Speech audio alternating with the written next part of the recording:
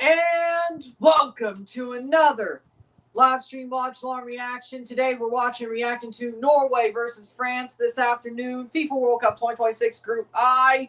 Also paying attention to Senegal versus Iran. Of course, our first matches of the day. 3 more match windows today, 3 streams today, 2 reviews.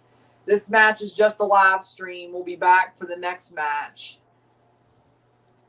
As the next thing you'll see after this is a stream for Spain versus Uruguay/Cape Verde, Saudi Arabia, and a review for Uruguay, Spain. Then we'll also be live for Egypt, Iran, and we will review that match as well. Also paying attention to New Zealand, Belgium. Then we have our first match tomorrow at 4 p.m. So that's a late start, but 4, 6:30, and 9 tomorrow to end the group stage. So that's where we are there.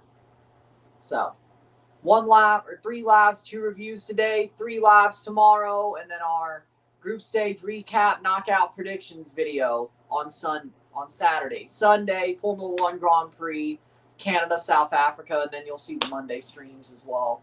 The 3 round of 32 matches on Monday as well.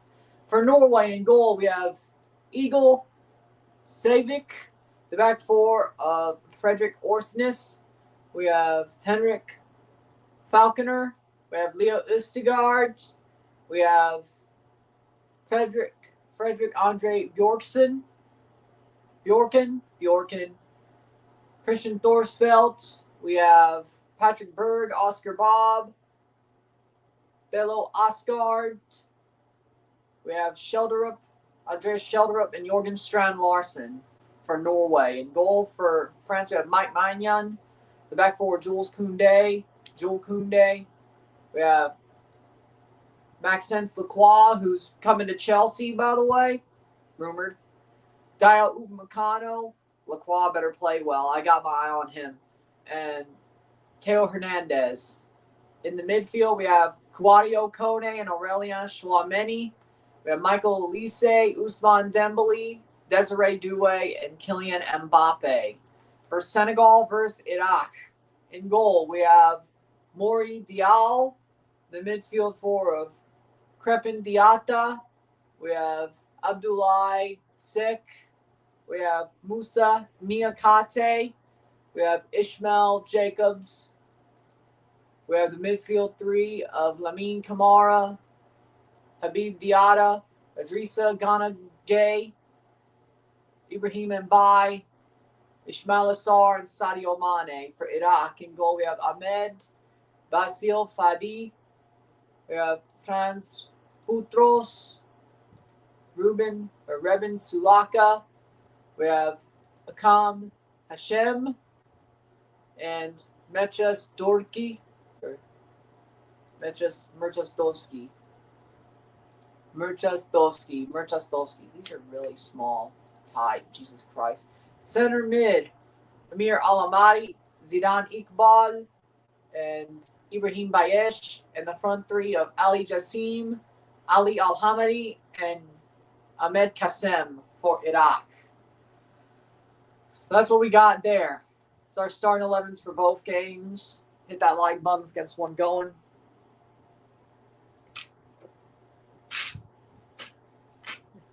Bjorken. Okay. Excuse me. So the group stage table, of course, the first 2 teams, France and Norway, have already advanced as a top 2 team. This is for the top of the table. France will win it if it's a draw. France will win the group if a draw or win towards France. Norway will win the group if they win the match. Senegal and Iraq are fighting to get 3 points and possibly be a best 3rd place team.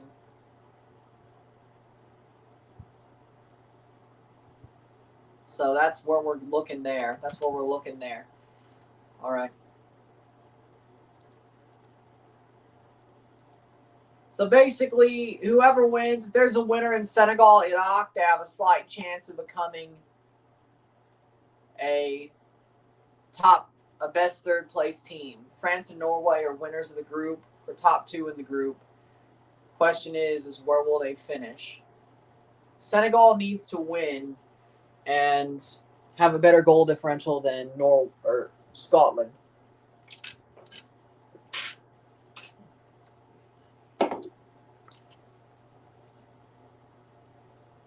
And Iraq needs a multi-goal win. They wanted to finish in the top 8 or try to finish in the top 8. Both of these teams are very unlikely finish in the top 8 of third-place teams, but of the Iraq-Senegal game, but we got to keep an eye on it, just to say I watched all 104. So, there's that.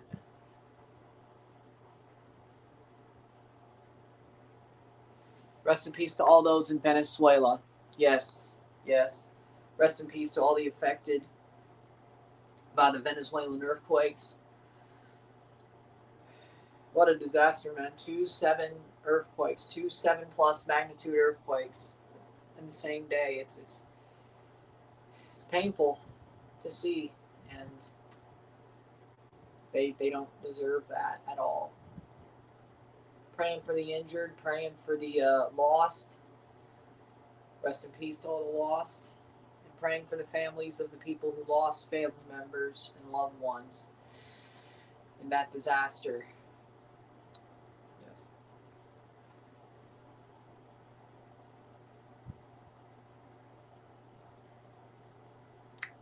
Yes, very embarrassing.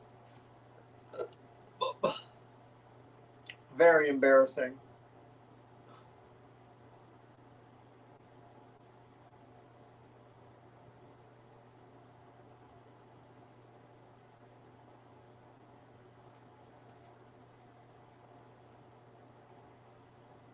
Yeah, it was embarrassing. And here we go in the first match of the day. Here we go.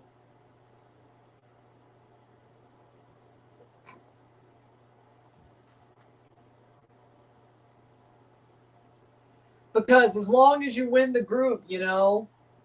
But yeah, they're right. It does take away momentum for the players. I agree. And we're off in the France game. France wearing white, Norway wearing their red.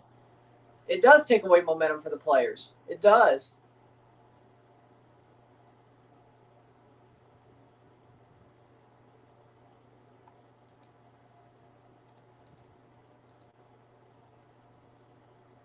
Shot wide. But of course, this group is pretty simple. France and Norway are fighting to win the group, even though they both advanced. Iraq and Senegal are fighting to win to keep their chances, their slight chances of being a top 3 or a top 8 third place team alive. It's that simple. If there's a draw in this match, if Senegal and Iraq draw, they are eliminated. There is no question about that. That's exactly my point. Mexico rotated a little bit, yes, but Mexico at least tried to win at home. Now you could say, well, what about altitude? What about blah, blah, blah? Okay. You still got to perform. It's not impossible to win. It's not impossible to win at Azteca or in Mexico. It's hard. It's very hard, but not impossible. So Mexico didn't really rotate that much. There was maybe only 2 players that weren't there. Yeah, I mean, the USA rotated much more for sure, but there were a couple of rotations. But Mexico did it the right way. If you're going to rotate just a couple of players. They did it the right way, but I'm saying they both did rotate. It's just, yeah, Mexico didn't do it as much. You're right. But either way, Holland said on Fox they don't give a crap about this game.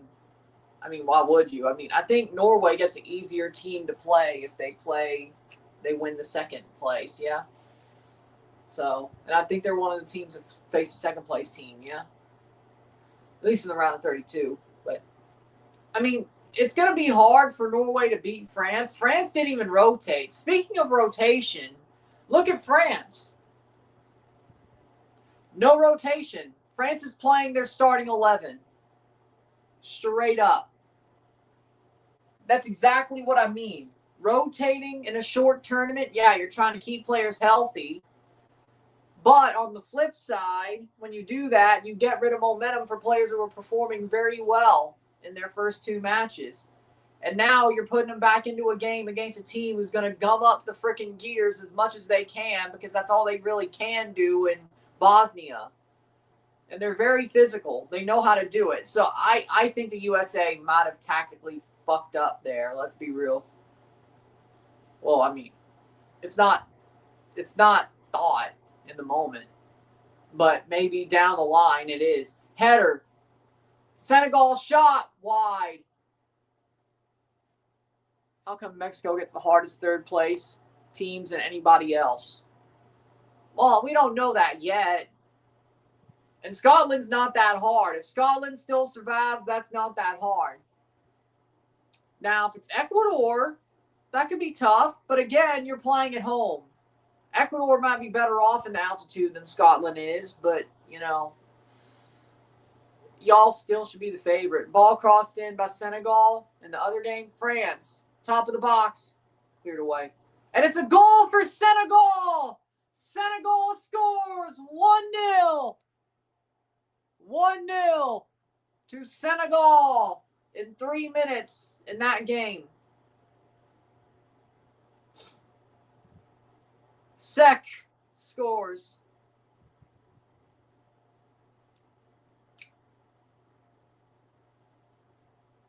Four minutes into the France game, 0-0. Senegal scores a 1-0 goal off a header.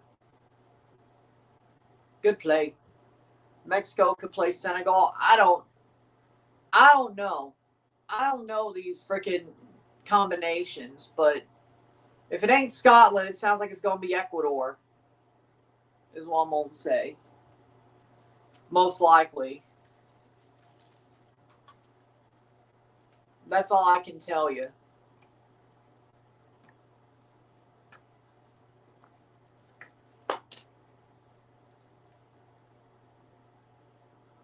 Are you looking forward to Iran versus Egypt? Yes, I am. I think that'll be an interesting match, actually. Besides all the, playing two Arabic, or, well, a Persian and an Arabic country. Let's not make that mistake again. A Persian and an Arabic country against each other.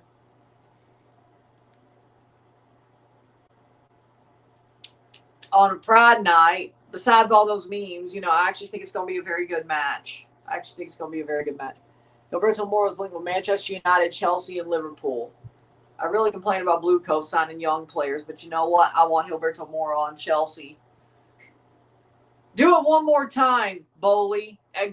Do it one more time. Sign Gilberto Moro and then start signing proven players.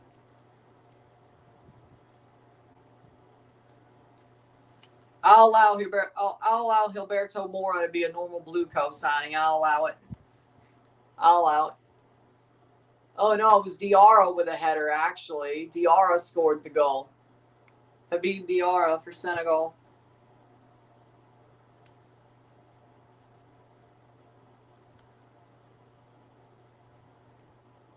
And it's a goal for France!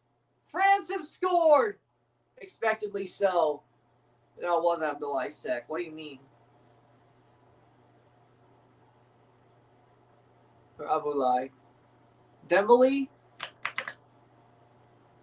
Dembele scores for France.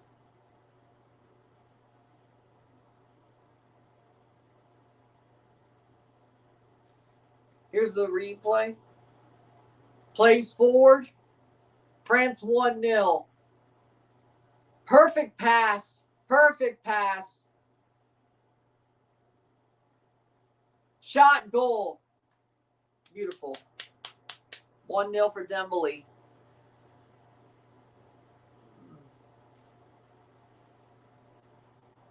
0-1 to France.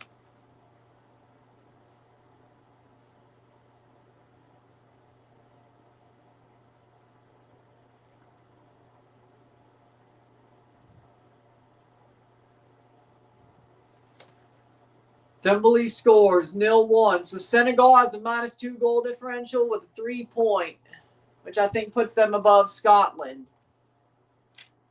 As of now, Scotland is out of the top 8. With that Senegal goal, Algeria is on the bubble. Scotland's out of the top 8.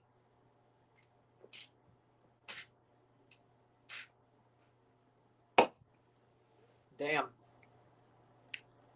Goalkeeper didn't even make an attempt to stop that. I don't think he could have if he wanted to.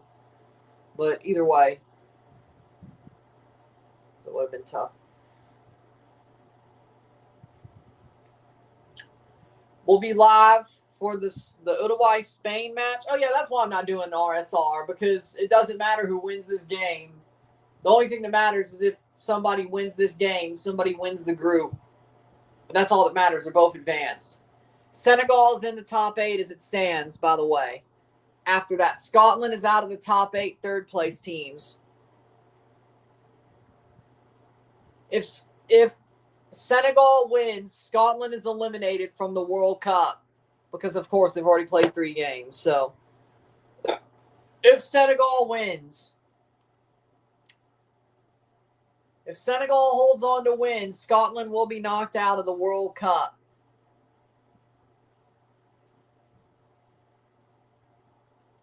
Algeria is the team sitting at the line, the 8th place line. Algeria is 8th place. With a game to play, though. Croatia is 5th with a game to play. Sweden, Ecuador, and Bosnia all have qualified to the round of 32, sitting 1, 2, and 3. Paraguay has 4 points. They probably will qualify, but they've played 3 matches. South Korea has played 3 matches already, sitting at 3 points. Senegal playing their 3rd match, sitting at 3 points. Berg gets a yellow card. The United States need to beat Bosnia when the game happens. Well, I mean, I agree, but either way. So there's 2 teams left in the top 8 who haven't played yet. That'd be Croatia playing tomorrow and Algeria playing tomorrow. Scotland have played 3 matches. If the score holds between Senegal and Iraq, Senegal or Scotland are eliminated from the World Cup.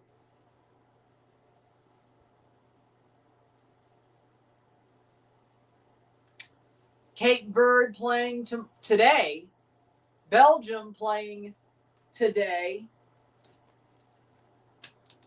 And then Congo playing tomorrow. Yep. All right.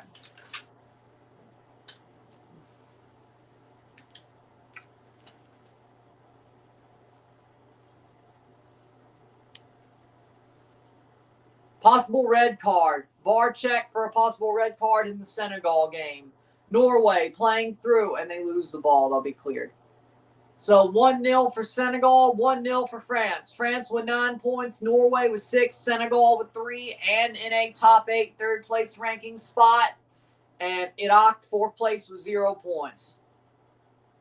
But I got to say, Iraq hasn't done as bad as I thought they would. Both the Islamic Republic of Iran and Egypt just said they'll both walk up off the pitch if things or symbols are forced up upon them. Well, I'm not sure. I don't think the symbols will be forced upon them per se. I think it's more of the fans bringing tifos and other stuff like that. I don't think the players have to wear the message, at least. It's the way I'm reading it. I don't know. But we'll see what happens. But I know the World Cup can't really, play around with that stuff this round. So I think it's going to be more of a fan thing. VAR check in the Senegal game in Toronto. So we'll see what happens there. But, yeah. If we play a game of football, it's going to actually be an interesting game of football between Iran and Egypt, though, I have to say, which is the game we're live for and reviewing in that window. Possible red card. I don't understand. I don't know. No, I don't. He pulled the shirt, but what exactly? He pulled his. How's that a red? Shot and safe. Nah, that's a foul, but it's not a red. Dog so? Well, okay, fair enough. It's probably dog so. Last man back, pulls the guy down. If that's what the red card's for is dog so, then it is what it is. But if it's for pulling the shirt, no. No. Like the actual foul, there's no red card worthy call in there. The fact that it's dog so, sure.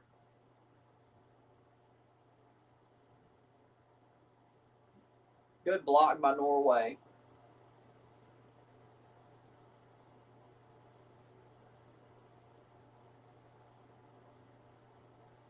VAR check after review.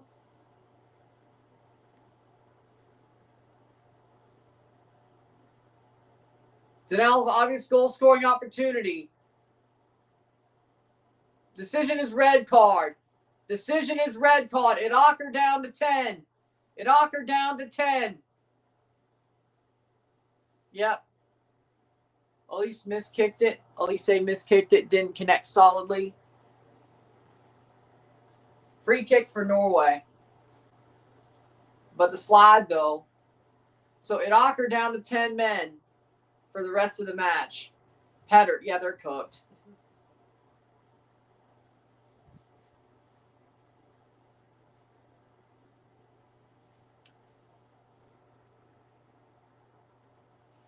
Okay. Wide. Strand Larson puts it wide. Strand Larson. Whoa.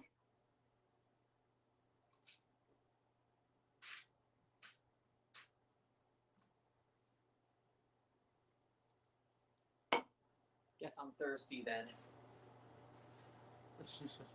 13:40. Shot. What a save. What a save by the Iraqi keeper.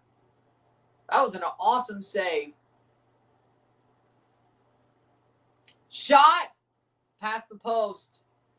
Just into the south end at BMO Field from Mane. Well, you shouldn't be mad at Norway for rotating their whole team. Winners don't rotate, is what we learned last night. Winners don't wholly rotate. True winners don't wholly rotate. That's what we learned last night.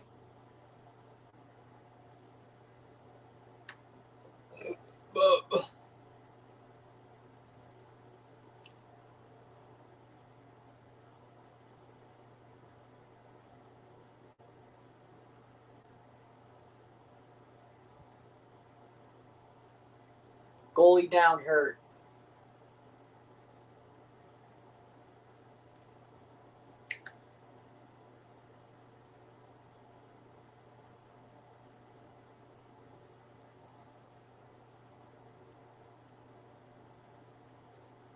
Playing forward, France. Hit that like button, let's get this one going.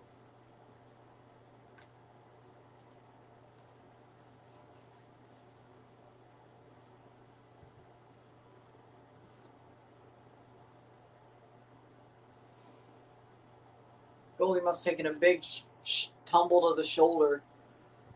Offside.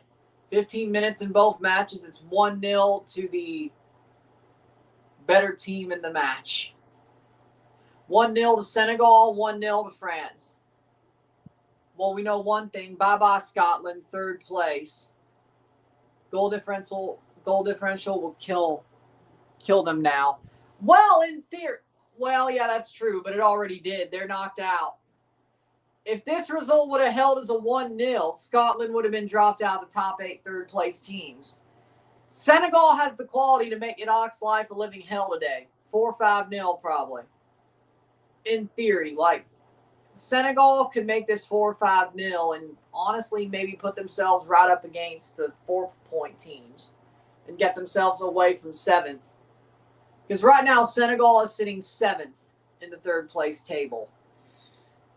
Their goal differential is a -2, which is what knocked Scotland out in the first place. Scotland was at a -3. Thanks to that Brazil. Well, yeah, thanks to that Brazil game.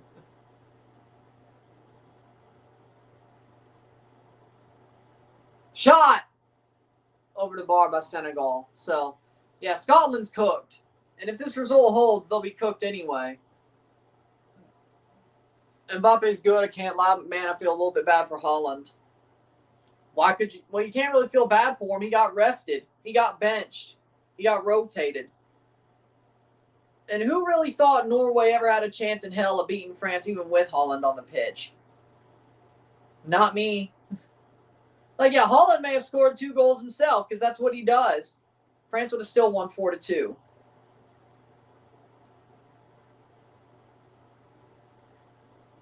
I hope this is a jinx, but France is like the Vegas Golden Knights during the Stanley Cup playoffs. I know Vegas didn't win the Stanley Cup, but for a lot of the time, once they beat their 2 cupcake teams, their 2 tomato cans, when they beat the Colorado Avalanche the way they did, everybody thought, yeah, no, Vegas is winning the Stanley Cup. Just give it to them. It's a matter of if not, or a matter of when, not if.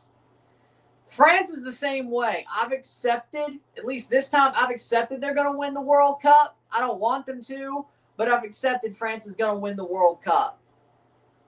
Well, we got to see if they'll step on a banana peel, but not yet. You know? Norway, and besides, the bad thing about Norway, even if that was a banana peel they slipped on, it doesn't matter. They still were advancing.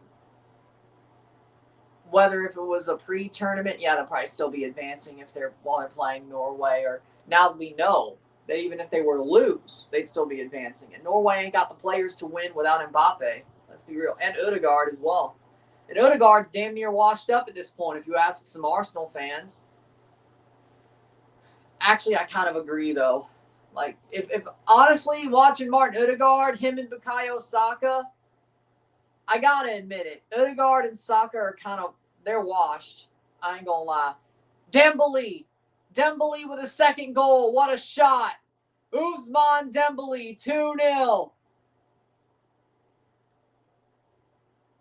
2-0 for France. What a shot.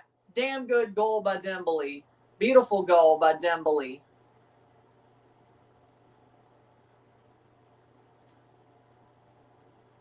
Ballon d'Or winner on one day. Well, this was his game, I guess.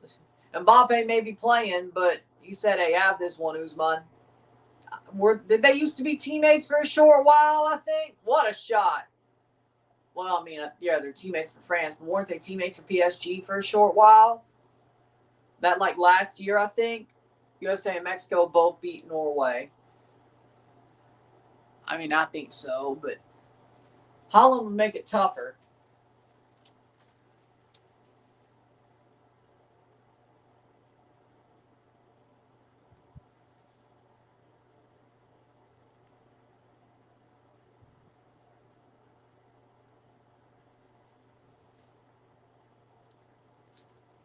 th minute. 0-2. Goal Norway. Oh my God. What a shot. What a shot. 1-2. They cut the deficit to 1. Oh my, what a shot. Is it bangers only today? Jesus. Goal for Asgard. Asgard with a goal. Just takes a run. Top of the box. Has room to shoot. And oh my God, he had Maignan going the other way. Asgard with a shot. It's 1-2. Shaping up to be a banger of a game. Well, they're playing free. I mean, they know they're both advancing, you know. It's a chance for the backups in Norway to make a statement, and it's a chance for France to go 9 points. Be the first team, well, no, second team with 9 points. Thello Asgard.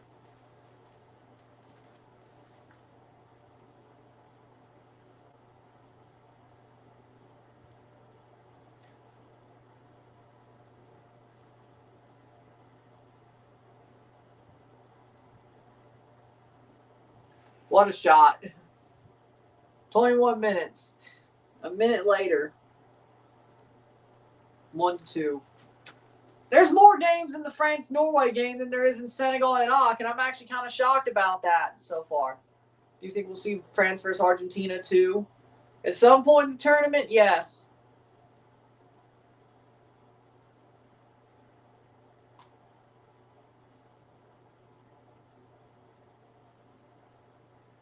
Yes.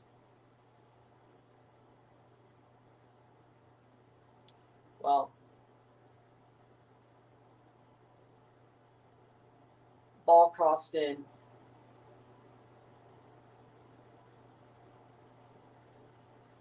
I meant in the final. I don't think that's possible.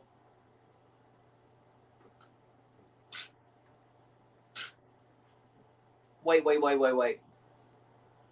I had Portugal beating Argentina, then losing to Morocco. Okay, no, it actually is possible. Wait. Hydration break for Iraq versus Senegal. Wait.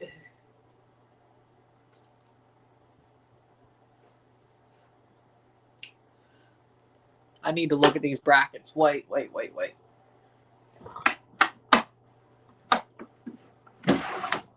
me look. Okay, so I had Morocco beating Portugal, who beat Argentina. So Argentina could be in the semifinal on the opposite side of the bracket as France. It can happen in the final. These bastards. These FIFA bastards. They knew what they were doing. And I had Portugal winning their group. So, yes. And Argentina winning their group. So, yes.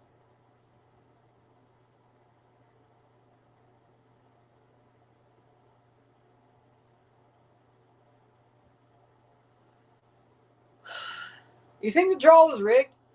Pinche FIFA. You think the draw was rigged for FIFA to have the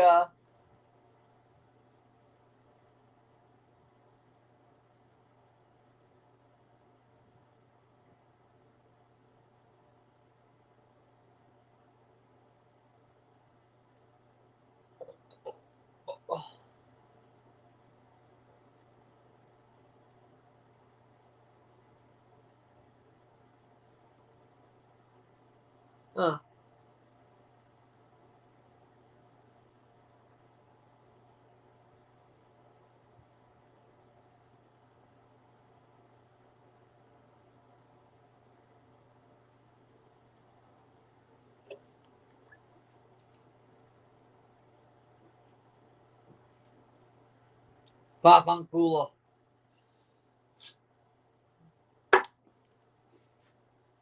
See? Vavanculo. FIFA freaking rigged the draw for France and Venice or Argentina to make the final against each other again, if need be. But they couldn't rig the draw to put Messi versus Cristiano in the final. Only in the quarters. Burakovsky to Chicago for a 6th-round pick.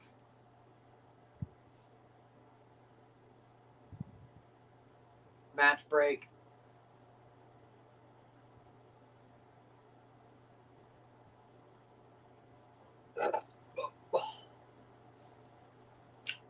So the water break is over in the Senegal-Iraq match. France 2-1. Their water break is almost over.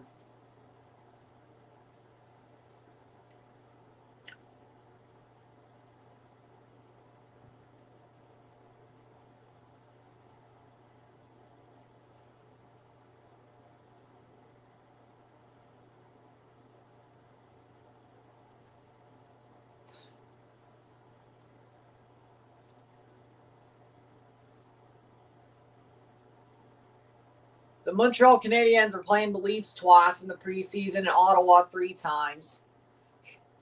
That's crazy.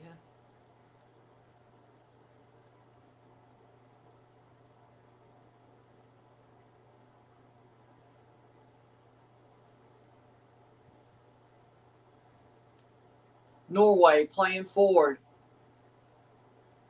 Good tackle. Good steal there by France.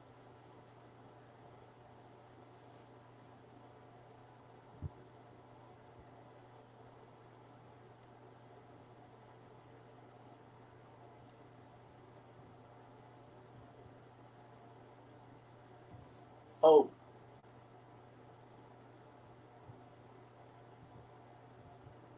Thoughts on FIFA 1 to expand the draw with even more win nations and 64 nations in 2030. I told you that was going to happen. I've been saying, like, that's been an obvious takeaway for years that 2030 was going to be 64 nations. I don't know if it's going to be a one tournament thing because it's the centenary, or if it's going to be, we're going to try to make more money here and also keep it being 64 teams. I don't, honestly, it's a wonder Senegal hasn't scored yet.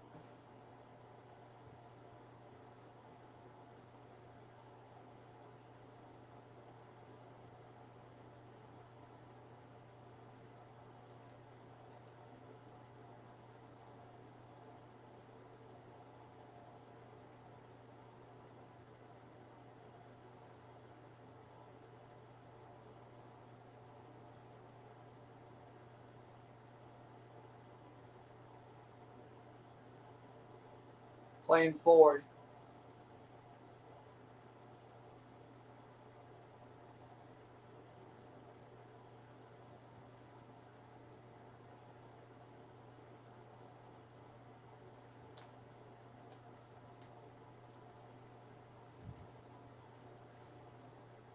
'29th minute.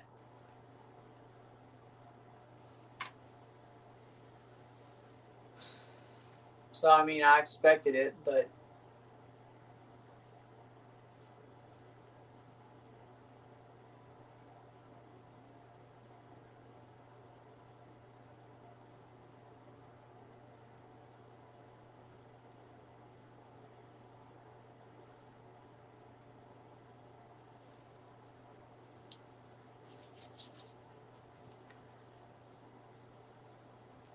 '29th minute in both matches.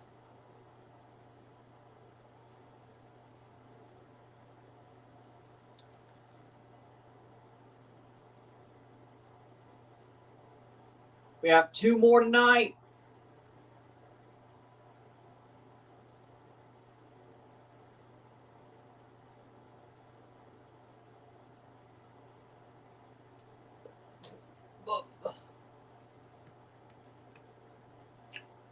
Honestly, I don't understand why this match was at 2 and the freaking next match is at 7. I have like 3 hours to just F around with in between matches after this. I think I'm going to record a couple of the clips for the group stage recap, though. I think that's what I'm going to do, at least at first. Because, I mean, I got to go to sleep early-ish for the Formula One Grand Prix on Sunday morning. I got to get some sleep, and then the match that we're doing ends at 11, and I got to get that video up. So what I think I'm going to do, I have to record a little bit that night, preferably probably the last group's video. But I think I'm going to change jerseys for every clip or something. So what I think I'm going to do is, because there's such a late start tomorrow, record this match day's clip. In between the 2 matches, I'll record the Canada 3 A, B, and C clip with a Canada jersey on. I think I'm going to record the D, E, and F clip with a U.S. jersey on in between these matches. And tomorrow, like before the start, I'll record this GHI clip for today's matches with this polo on for France. And then I'll record L, K, and J, the final 3 match clip, and the predictions wearing the Argentina jersey. And that'll all be in the same video. And that'll be the group stage recap, quarterfinal prediction, or knockout round prediction, I should say.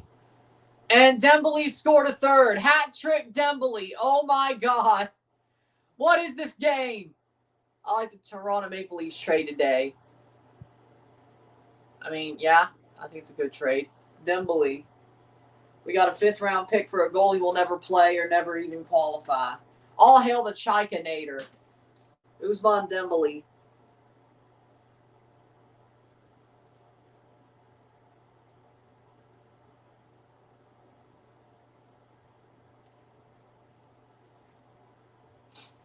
Dembele wants that golden boot, bro.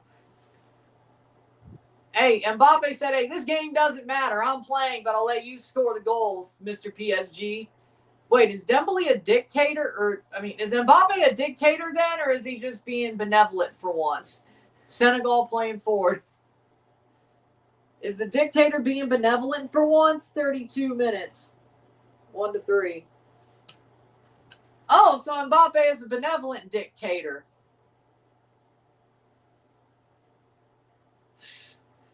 Got to keep the coup happy, eh? Got to keep the paramilitary happy, eh? So they don't coup your ass. He's basically scoring in the same lower corner, and the goalkeeper can't do nothing about it. 11 goals and 62 appearances for France is third today. Damn, man. So before today, Dembele had 8 goals for France. Oh, man. And he scored 3 today.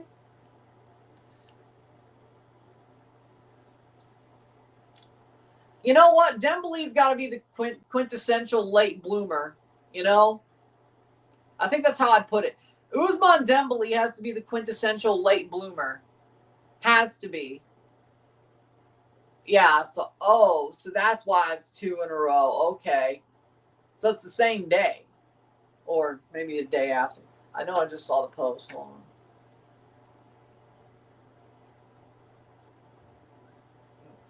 Oh, so the day after. Oh, same day. So basically one squad. So the Leafs are going to split their squad too. So basically one of them is going to be the Marlies versus Rocket, and the other one's going to be Leafs Habs.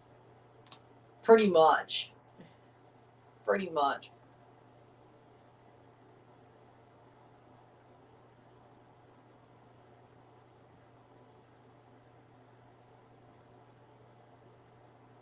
34th minute.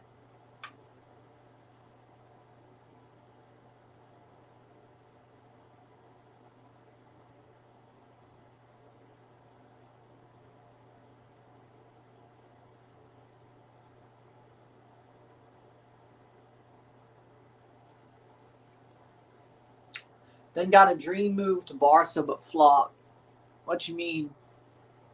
He was a prodigy at Borussia Dortmund, flopped at Barca, went to PSG, became a star after Mbappe left. Yes, he finally hit his potential, but it took a long while. To me, that's a late bloomer. Like, yes, if you have the potential as a prodigy, it's like, I don't know.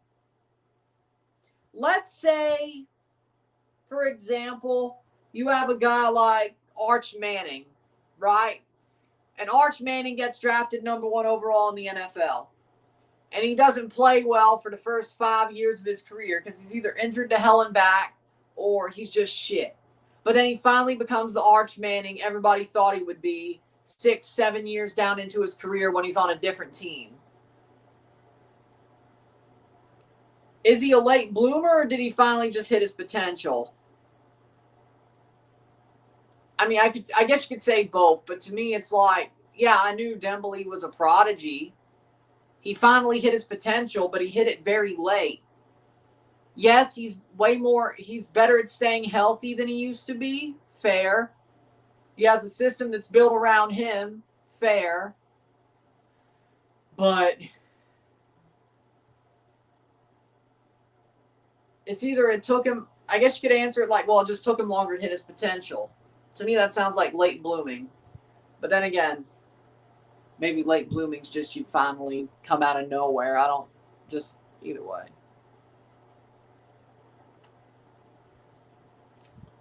Maybe me and you have a different definition of late blooming. I don't know.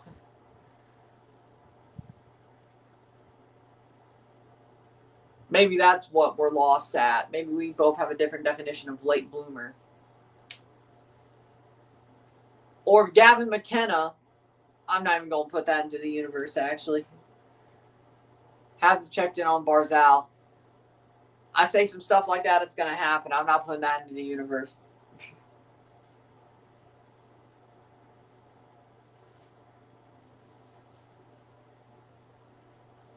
Like, the closest comparison to Dembele would be if Patrick Laine became a Stanley Cup champion.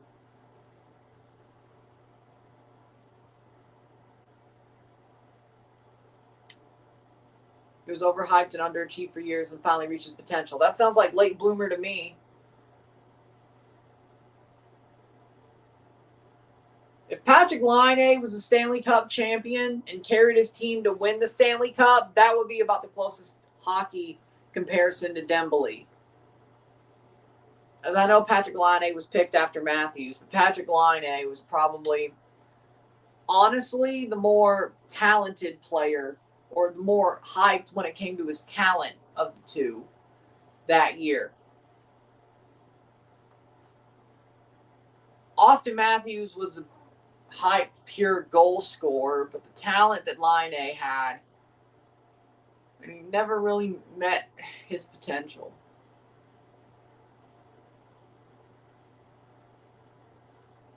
But either way, 38th minute. Erling Haaland admitted they weren't going to win the game. Yeah, when you rotate 10 of your players, yeah, you're probably right. They were probably going to lose with their best 11. Let's not lie, but still.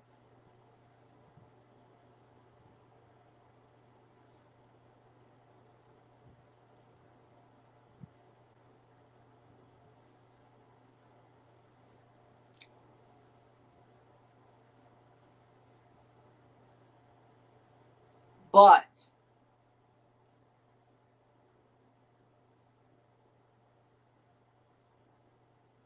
player down hurt.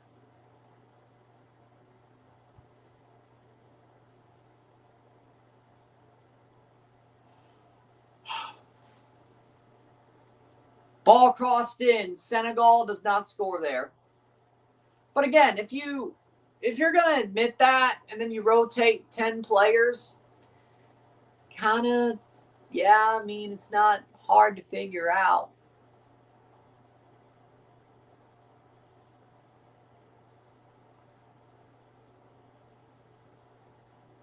Whoa. Oh, this is pretty cool. Noel Leon, the first Mexican driver to take pole position in F2 in Austria.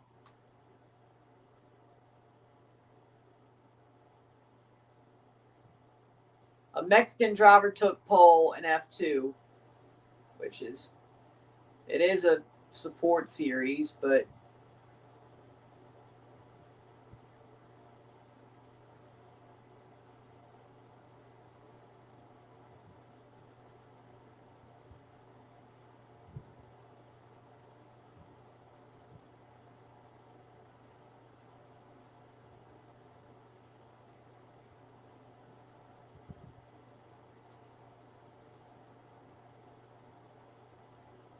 playing forward.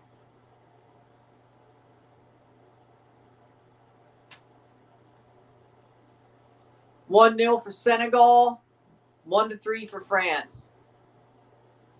Who would be like the Chelsea and Man United of F1?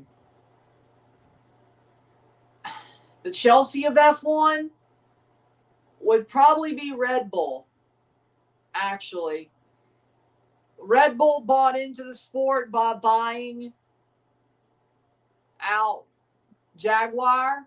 They bought out Jaguar about 2005. Jaguar wasn't a good team in ever their history. And then Red Bull became an 8-time, well, yeah, hold on, 21, 22, 23, 24. An 8-time driver championship team and a 7-time constructors champion. 7 or 6. I think maybe those first 2 titles, one for Max and one for Vettel, they only were drivers' titles. But Red Bull's a team who spent a lot of money. Also has a youth team on the grid, kind of like Chelsea used to have Yepez and now has Strasbourg, and uses them to basically test their young drivers before they become Red Bull drivers and then get trashed away in 3 races. But actually, no, yeah, that is perfect. Red Bull is Chelsea. Red Bull is Chelsea. Bought a team, bought into it, turned the team into a powerhouse, but they had no history before it, and they have their moments of falling apart. when they're not at the top level, they do have their moments of falling apart. Man United, Ferrari. Ferrari has a long history of being champions. They had drivers like Lauda and Michael Schumacher, and they had long eras of success. But in between those, they have big-ass banter eras, and it's not fun. They had a 13-year banter era between Lauda and Schumacher? And then they have, since 2007, since Kimi Räikkönen won a driver's title in 2007, Ferrari has not won a driver's title or a constructor's title since. Another banter era. And they have bad strategy decisions. They try to hire the highest paid drivers. They brought in Vettel after winning 4 straight titles. Didn't win anything. Lewis was dominating at the time. They brought in Kimi Räikkönen again, their last driver's champion. They do have their young prospect, or at the time was a young prospect, in Charles Leclerc. They brought in Lewis Hamilton. Did not go well last year, going well now. Carlos Sainz, probably one of the lower drivers they've ever signed, but probably one of their best performers during the banter era, weirdly enough. So, yeah, Ferrari is Man United. Ferrari's Man United. Dembele hat trick. Yeah, Dembele had a hat trick. He's had a really good game. And he's put it the same place in the net 3 times in a row, low to the corner. Goalie can't save it. But, yeah, Red Bull is the Chelsea of F1, and Ferrari's the Man United of F1.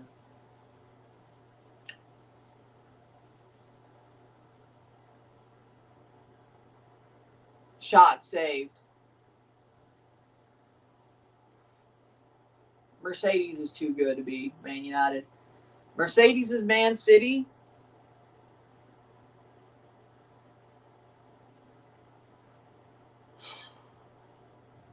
I guess we'll count the one title from Braun GP, like the Mancini title or something.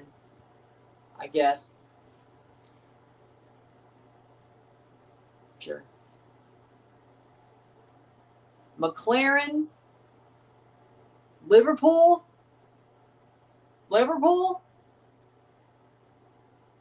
had a good era of success, had a banter era, a bad one at that, and then got back to being the best team in the sport for a short while. Now they're kind of falling back down the table. Yeah, McLaren's Liverpool.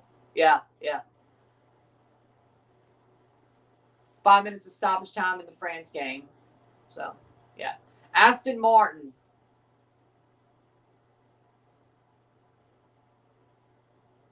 Now you want me to compare all these. Aston Martin. Who would they be? Who is the most delusional fan base in the Premier League, but that has the worst team? Cool, I might have to root for McLaren then. I think you should. Who's Aston Martin? Who is the most delusional fan base in the world, but has the worst team? Like, they have the highest expectations. They completely fail every single year. Like, who is that? 9 minutes of stoppage time for the Senegal game. Are you kidding me? Oh, my God. I guess injury and VAR. Jesus Christ. I'll barely have a halftime break then. Thank God I don't have an RSR to do after this, but there was 3 hours in between the matches anyway. 4 to 5, 5 to 6, 6 to 7. So, yeah. Well, at least one that I'm uploading right now. Or after. 9 minutes of stoppage time, you assholes. Tottenham. Actually, well, yeah, Tottenham almost got relegated. But I don't think Tottenham fans have, like, the highest expectations, though. And Aston Martin, can I even say Aston Martin's high point was like 2020 or 2019 Tottenham? I don't think I can. West Ham, maybe? I think West Ham, Leeds, Wolves? No. Because the only time Aston Martin was really good was in 2020 with the Tracing Point car, and 2023 at the first half of the season when Alonso was getting all those podiums. Ever since, they've absolutely failed. And they're even worse now. But I don't think Tottenham fans, for their credit, I don't think Tottenham fans have high expectations. At least not since Pochettino left. Why? And besides, Aston Martin's won nothing. At least Tottenham has a Europa League, so I don't think it's Tottenham. West Ham, maybe? Villa's better than that. Maybe West Ham?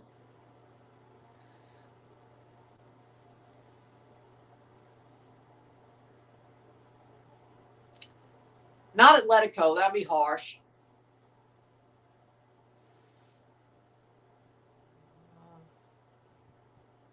Arsenal won a league. So they won something, so it can't be Arsenal. Fulham, I don't think they're... Yeah, I'm going to go West Ham probably. Well, they won a Conference League, though. But then again, a Conference League might as well be a third-place trophy on an F1 podium at this point. So you know what? Forest? Oh, actually, that's actually a good one, actually. Nottingham Forest. Actually, no. That's actually a good one. Nottingham Forest is Aston Martin. High expectations, asshole owner, rich asshole owner. They don't have a Nepo baby player like Lance Stroll's a Nepo baby driver, but way too high of expectations, thinks too highly of themselves, and absolutely fails in the end. Sounds like Nottingham Forest to me, actually. And an asshole owner. Except Lawrence Stroll's not a mobster like Marinakis, but I wouldn't be afraid of, well, I don't think Lawrence Stroll could beat my ass, and I don't think he knows how to use a gun. Marinakis, on the other hand, if you say one thing wrong about him and he meets you, he probably will shoot you to death. He probably will shoot you to death. So, Lawrence Stroll ain't a gangster. He's a weirdo. Marinakis is a gangster. There's a difference.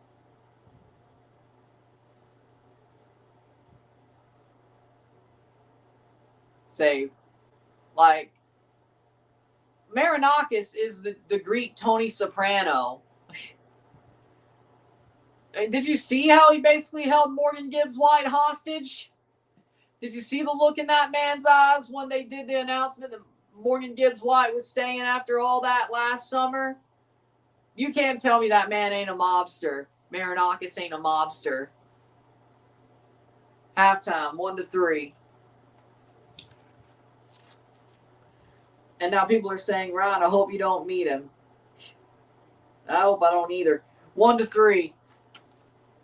1-3 at the half of the France game. France leads 3-1, but there's still 4 minutes left in the Senegal game before we can take a break.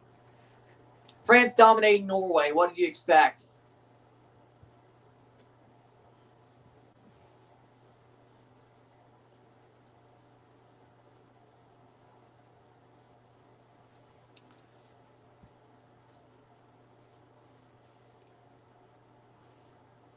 Header.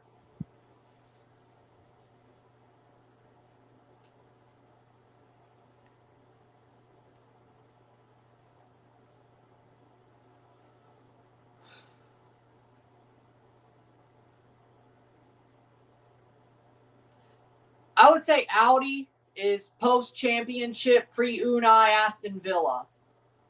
They have high expectations, or they have high plans, but they are growing. But a step back wouldn't be too shocking. So I'd say Audi is post-championship pre-Unai Aston Villa. That they're not. They could become Aston Villa fully. But no. Oh, Williams. Leeds. Williams is Leeds. Williams used to be a really big team in the 90s. When Frank Williams owned them, they had drivers like Ayrton Senna. They had champion drivers. Villeneuve. Williams used to be a big team.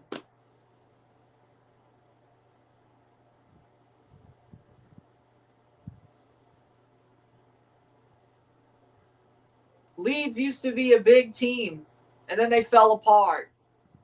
Williams is Leeds, and Williams went through their hard times, and they're still going through their hard times. And Leeds arguably still are going through hard times. They're just in the Prem now. Williams is Leeds. They have a loyal fan base, though. That's actually a really good comparison. Yeah, Williams is Leeds. Alpine. Olympic Lyon. Used to be a really good team. Absolute chaos at the top. Doesn't even really want to be there. Business chaos. Possible administration. It's a joke. Alpine is Olympic Lyon. And they're French. Too. Like a Gucci sponsor is going to save your ass. Okay. Next year. Okay, let's see. V-Carb, Strasbourg, or Vitesse. Take your pick. Red Bull's sister team, their youth team.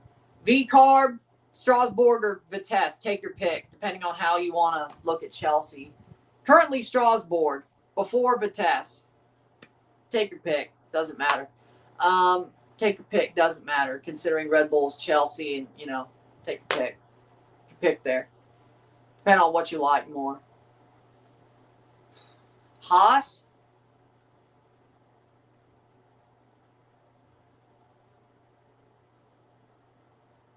Burnley.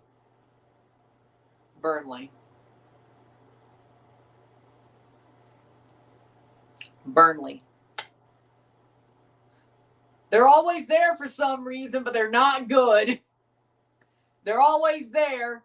They're not fun to watch. They have some stars sometimes, every so often, but they're not good. Yeah, Haas, Burnley, yeah, that makes sense. So, ball crossed in.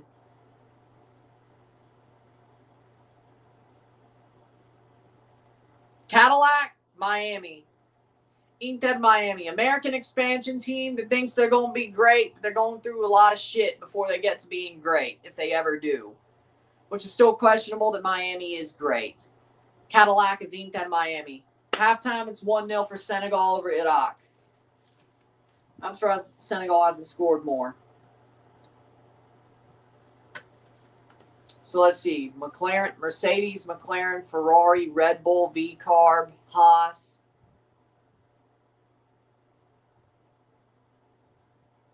Audi, Cadillac, Aston Martin, Alpine, Williams. I think I covered them all. Yeah. I know you only asked for 2, but if you don't know F1, that's a good way to look at it if you're a football fan and you want to get into F1. That's a good way to look at it or compare the teams to somebody. And I think those are actually pretty good, especially the Williams one. That was actually pretty good. Brown will never get media credentials at the City Ground in Nottingham or Piraeus or Rio Ave. I don't think I want it anyway. I don't think I want those anyway. But I feel like Marinakis hears everything, so you might be right. If you say his name, he'll hear anything you say. So I think it happened to Irish guy too. I think Irish guy called him a mobster too, and I think he found out somehow. So yeah, I guess I'm waiting for the email of being threatened by Marinakis. I'm right here. Bring it.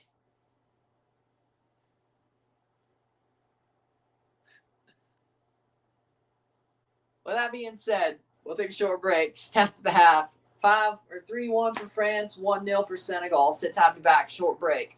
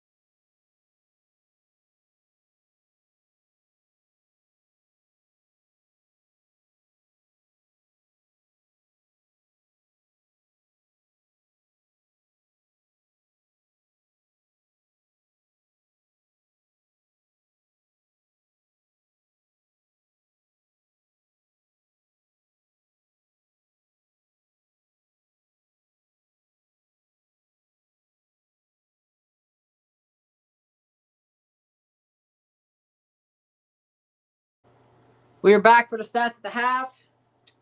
We got 37% possession to 63% possession, 4 shots to 14, 2 shots on goal to 8, 133 accurate passes to 271, 89%, 75% to 89% pass accuracy, 1 yellow card to 0, 1 corner to 3, 4 shots to 14.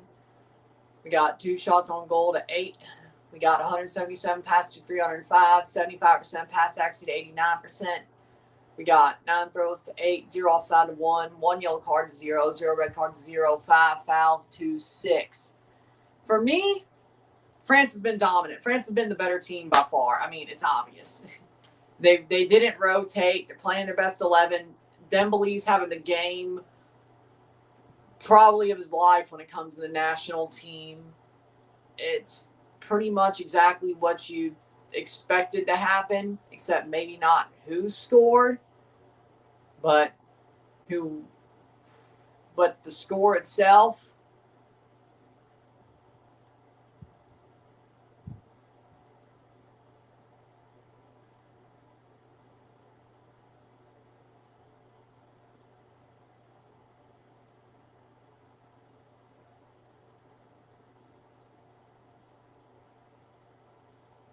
with that being said, we'll see how the second half goes, and then we'll be back for on camera what you're actually watching. We'll be back for the Spain game. We'll be back for the Spain game, Spain-Uruguay game, and we'll review that game as well. And then we'll be live for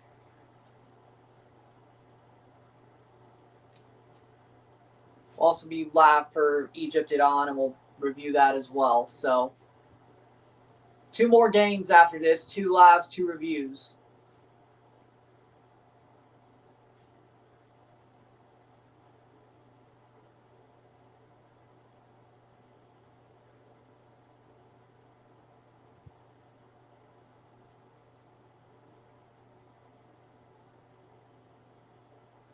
So we'll see how the second half goes.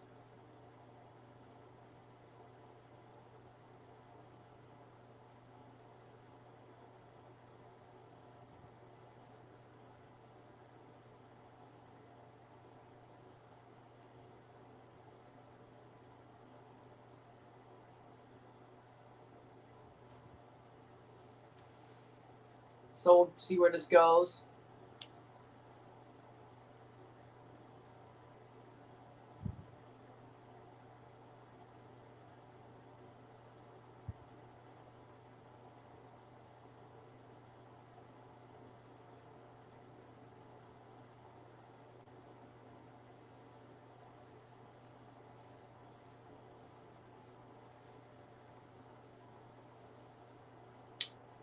So 45 more minutes to go. We'll see where this game is.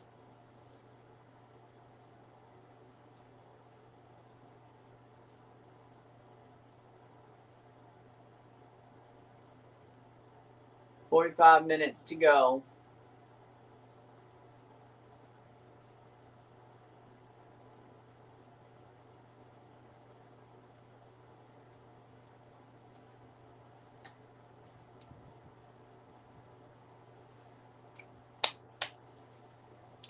Norway, France about to restart. United States, Bosnia, Tim Ream talking about it for the Wednesday match.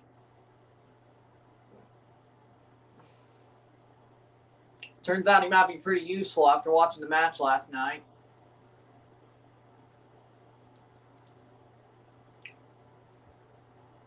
So, Uruguay, Spain later today.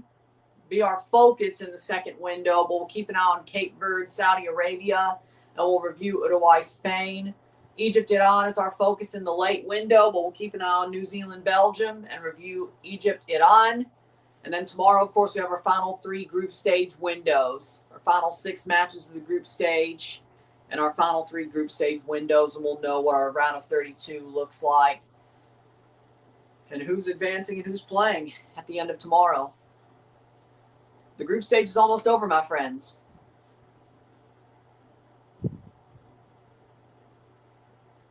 Hit that like button. Let's get this one going.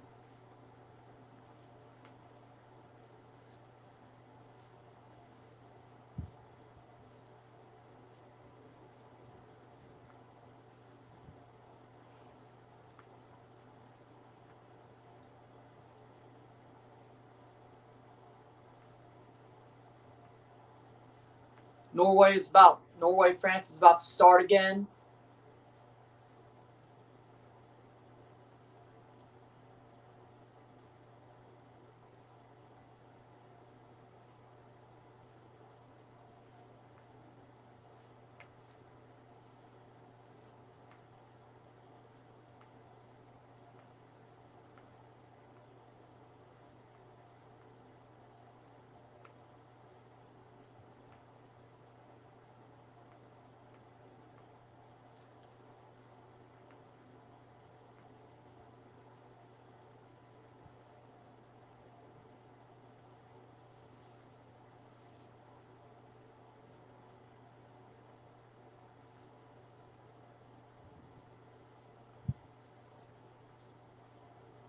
And, of course,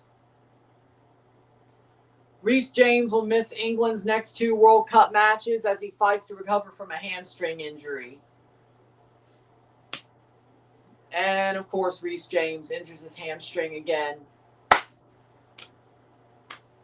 At par for the course. Par for the course. And we're off.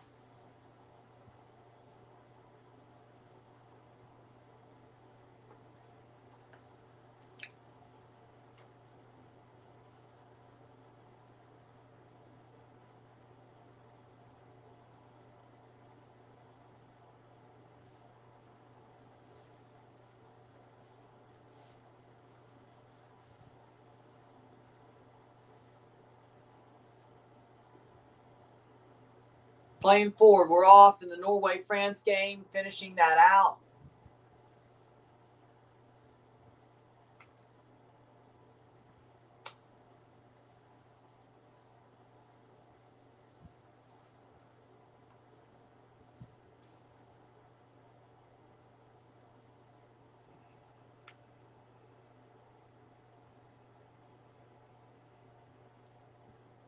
And we're off.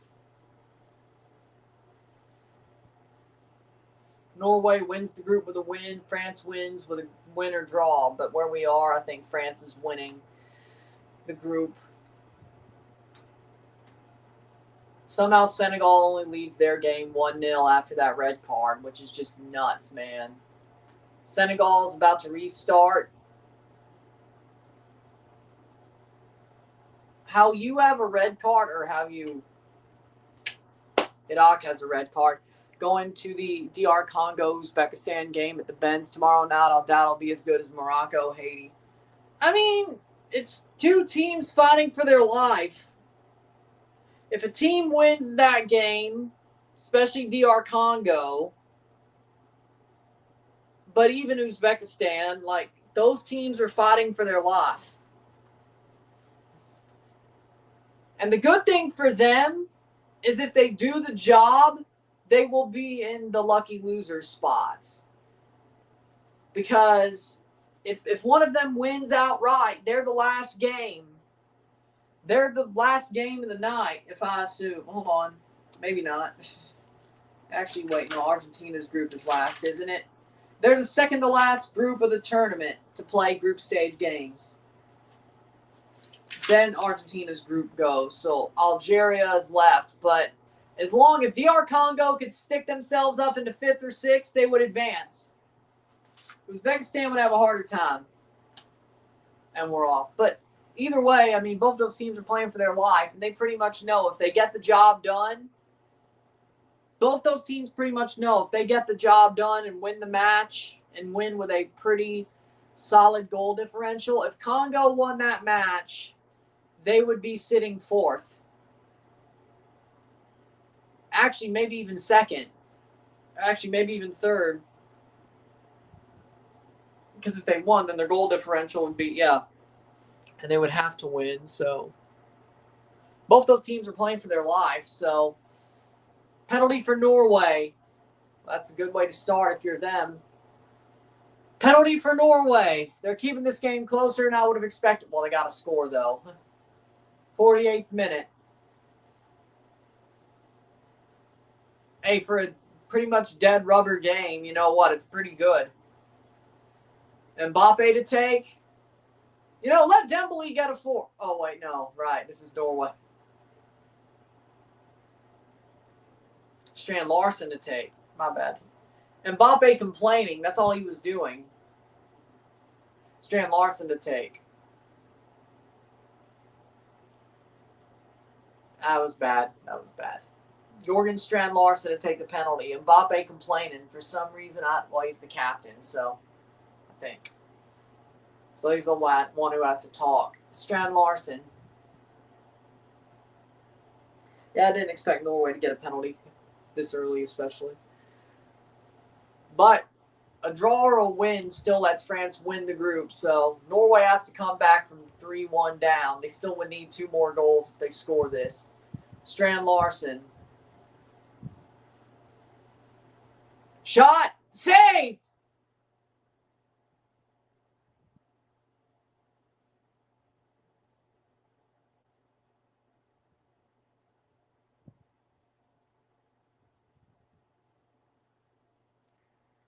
My brother in Christ.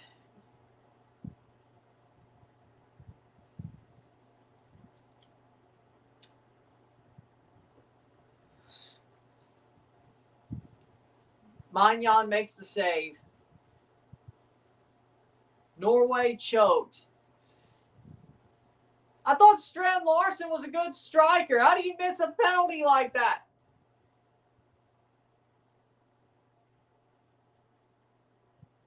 That was bad. That was bad.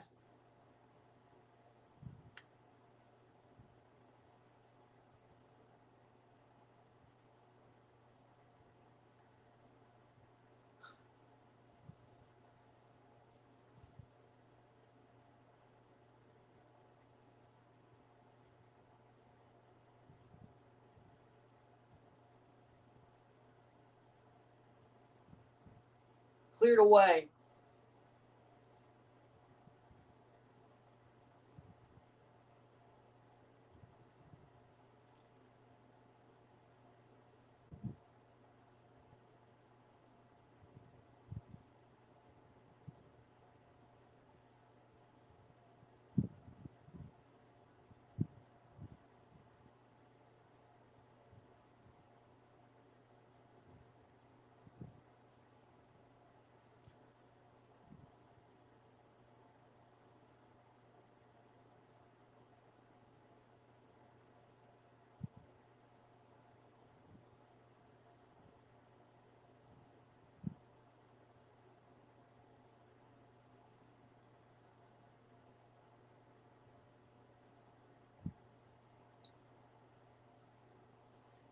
'51st minute.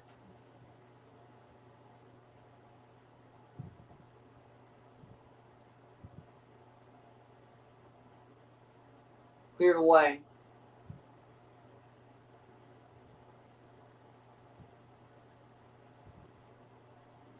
Ball crossed in.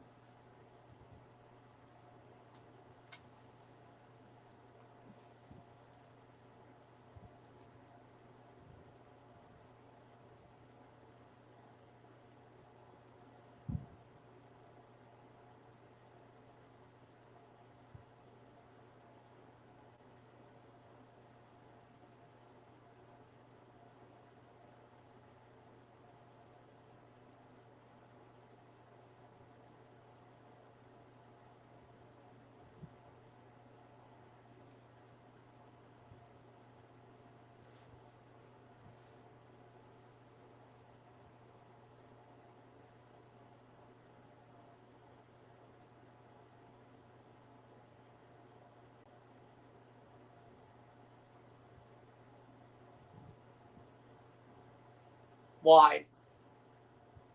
But Norway's trying to find a way to get back into this game, and they missed their best chance to get back into the game.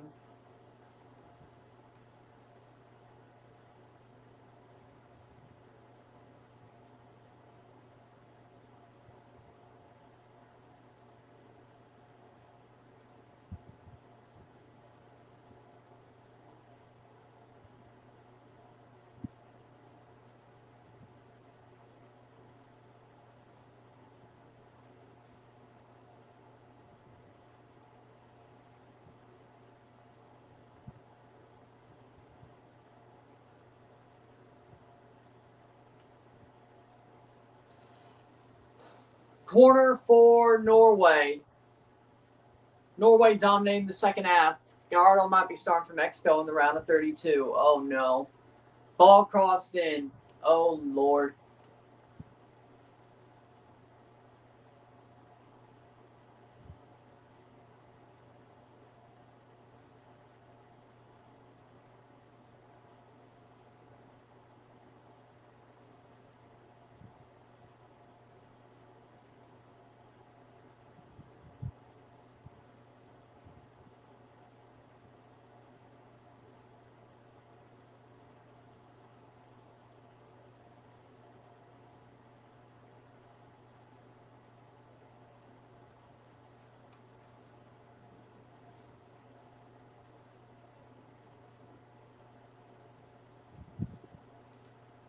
'54th minute.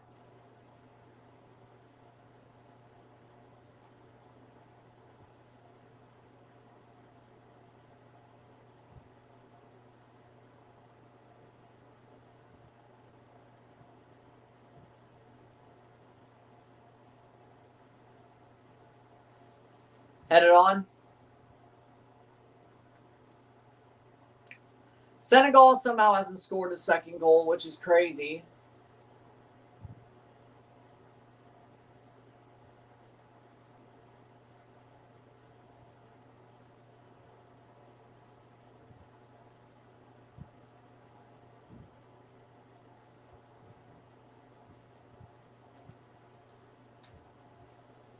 Over the top.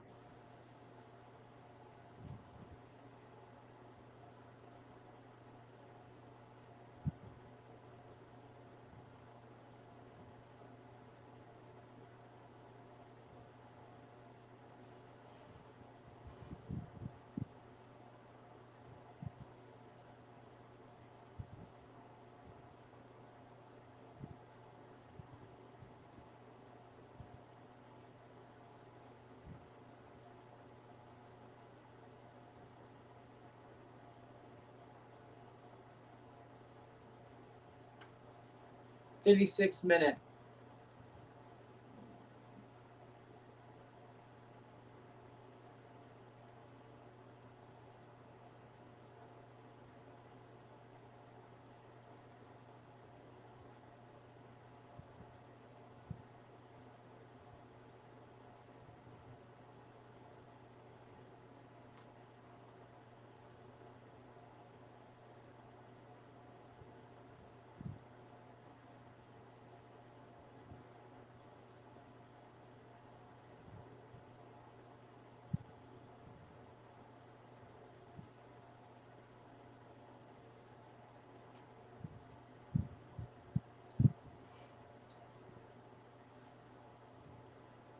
Player down hurt, the goalie for Norway.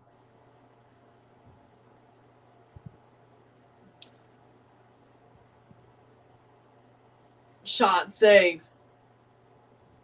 Cleared away for Iraq. 57th minute.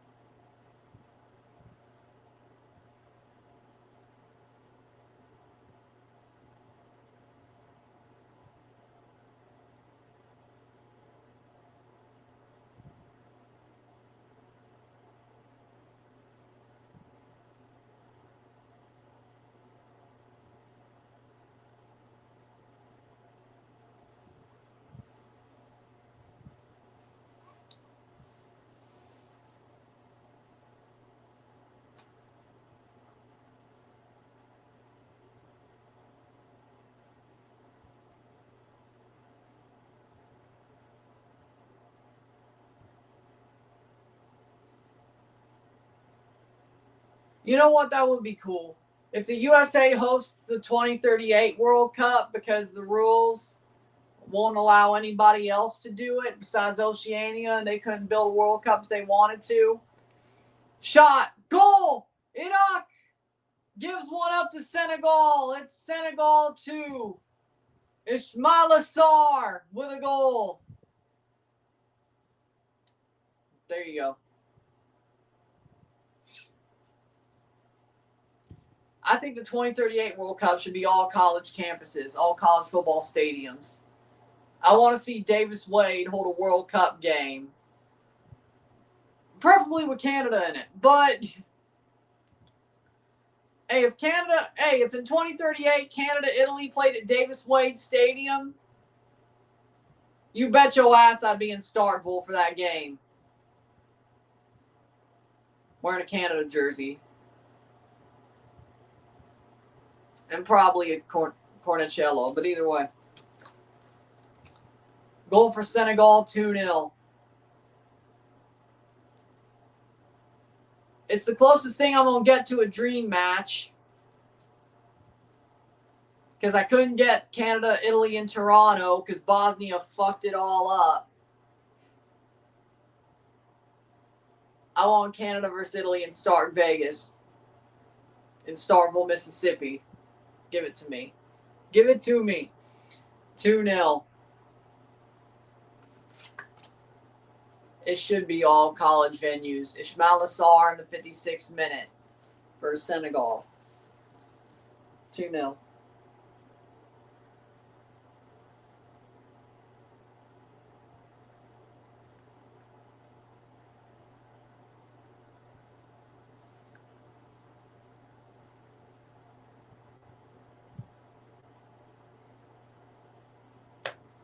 Abulai Sek, Ismaila Sarr, or was Diarra.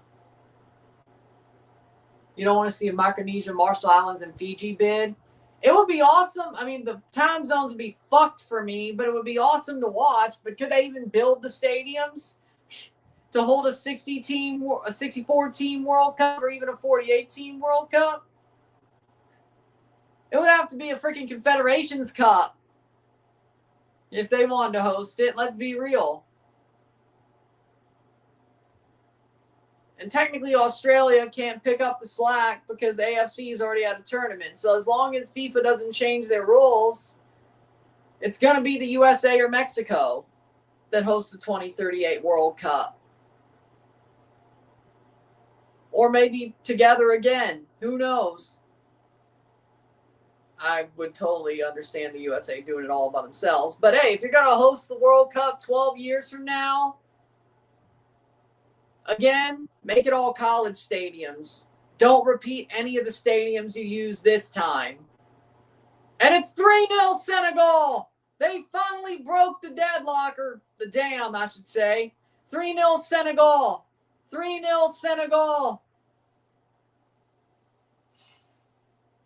I mean, it would be fun to watch Micronesia, Marshall Islands, and have a Fiji World Cup, and Samoa. It'd be fun to watch.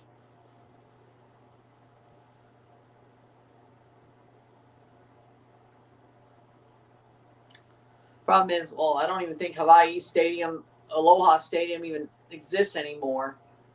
But even if they wanted to, I don't think they would have a final in Hawaii. Just sort of, well, you know what? But then again, that would take CONCACAF out of rotation, wouldn't it? 59th minute. I guess the final could be in Auckland. I don't see how that would work.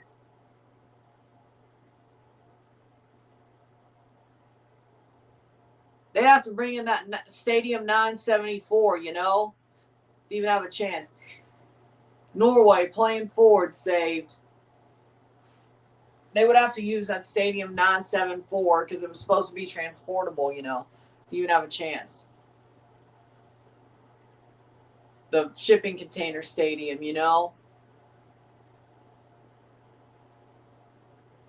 Which is pretty cool, I'm not going to lie. Because somehow it's transportable. Free kick for Iraq. 3-0 Senegal. Pape Gay.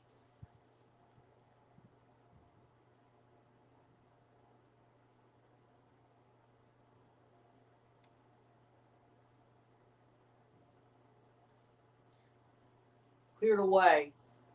60th minute. Absolute banger from Senegal. Yep. And Senegal is now fixing the goal differential.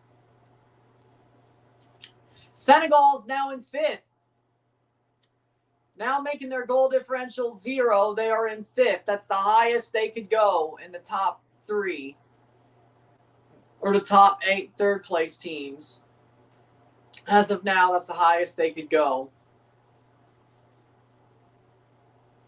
Croatia, South Korea, and Algeria are on the bubble.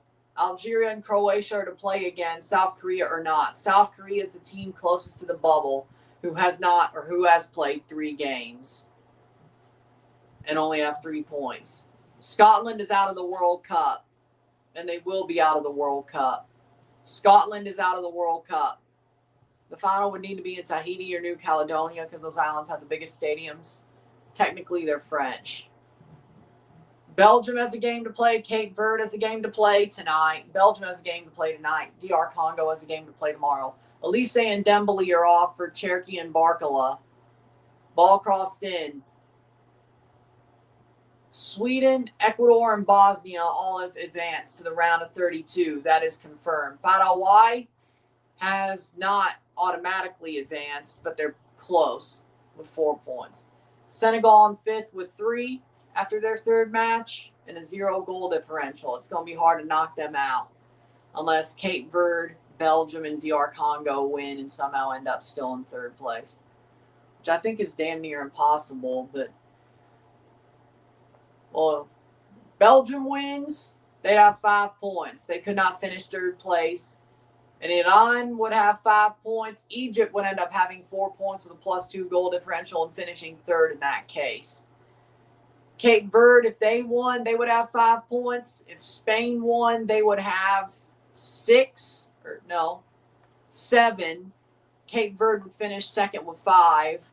Uruguay would be 2 points in 3rd place, and that would not be enough for them to advance into the 3rd place, into the top 8 third-place teams. So Uruguay would be eliminated. The biggest stadium's in Fiji with a capacity of 16,000 seats. They definitely need more seats. They'd have to expand that stadium. Very much so. So, in Group H, if Cape Verde is to win their game and Spain is to win or draw, Uruguay with a 0 goal differential, if they were to draw, what would that do for them?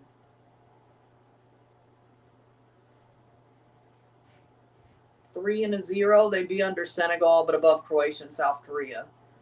Algeria would have to win their game or something. So possibly if Uruguay were to draw Spain, they would be in the top 8 third-place teams if Cape Verde were to win. Belgium, if they were to win, Iran or Egypt would end up in the 3rd-place ranking with 4 points and a positive goal differential. Top of it, most likely. DR Congo needs to win. Croatia, South Korea, and Algeria might be screwed.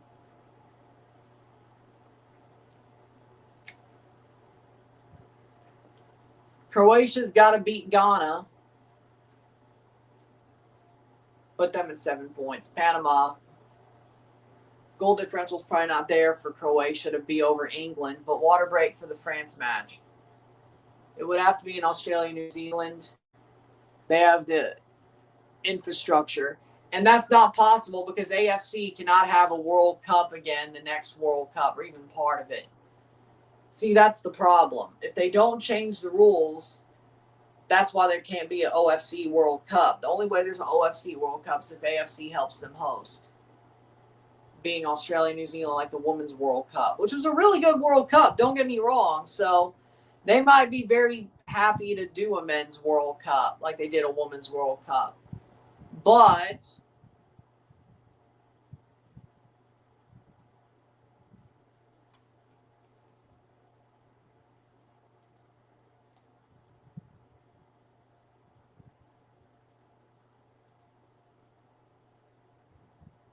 we'll see what happens.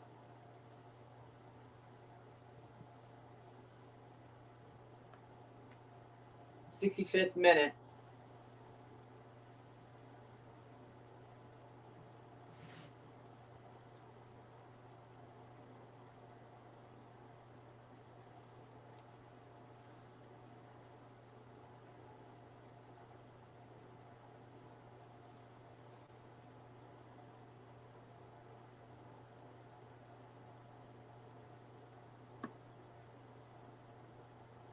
Wow.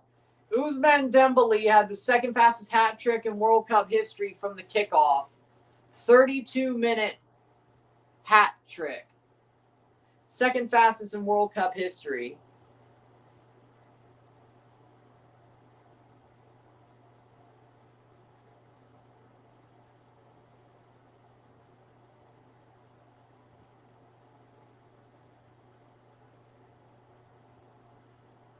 Who was the fastest?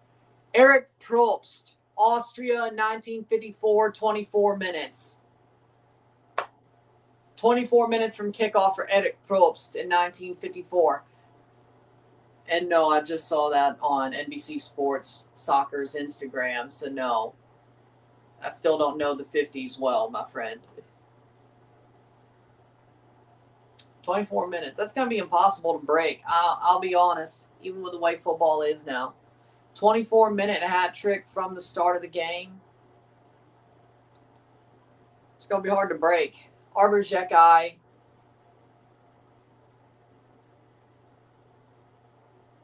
Arbor-Zeki contract talks are going well. Good to hear. Water break for the Senegal-Iraq match. The water break's over in the France match.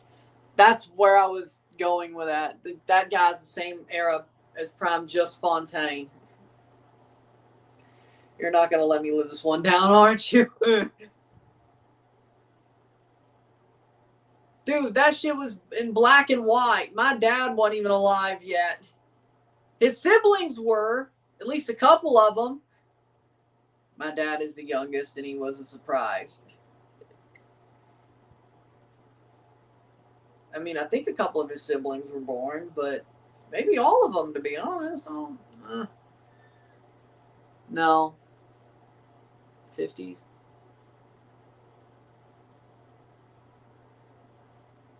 I would have had to.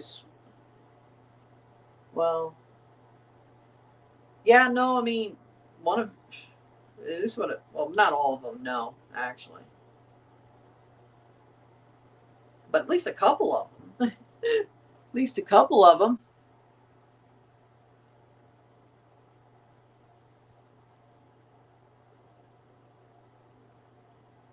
Because my Nana and Poppy had my dad. My Nana and Pop had my dad when they were like in their late 40s, early 50s. People from 1954 would probably think we live in crazy times today. They probably do. 72 minutes. Header. Yeah, my dad was definitely a surprise.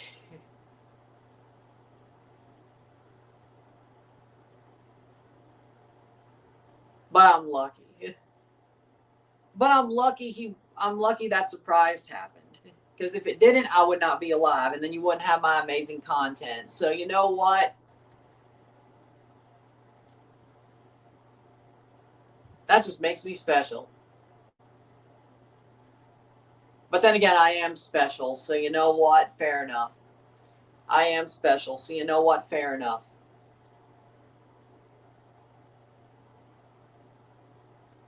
73rd minute.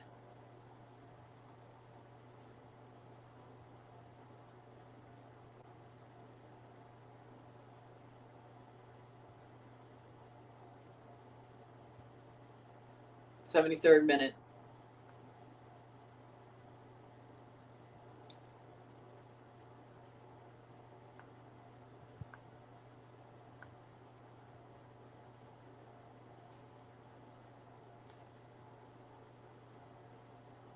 So.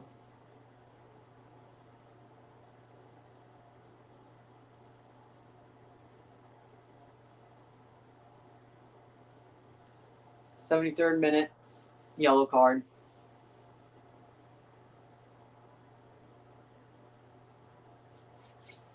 So when this game's over, we're finished for this. We'll be back when right before the Uruguay-Spain game starts / that group starts.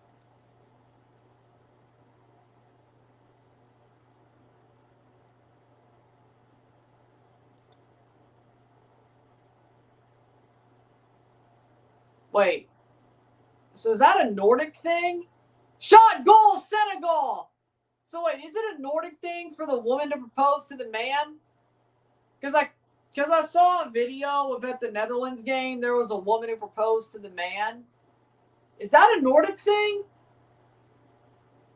Because I didn't see the ring on that. Because there was a Norwegian fan couple where the man showed the ring. Is that a thing? 4-0 Senegal. I could only imagine. Then again, it depends. Then again, if you're Western and a woman's the one who proposes to you, you got to be freaking amazing for that to happen, I guess. You got to be perfect for that to happen, I guess. I guess you got to be the best thing that's ever happened to them for that to happen. That's how I would look at it, actually. I wouldn't look at it as an insult. I'd look at it as, yeah, I'm him. 71st minute, honestly. Doesn't mean I guess I can. Either way, I'm him. I would look at it as an I'm him moment. Pape Gueye with the second goal for Senegal, 4-0.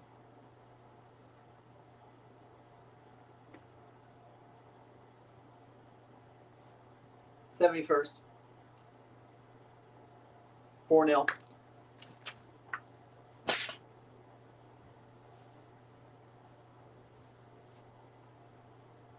$15 more minutes left in the France match.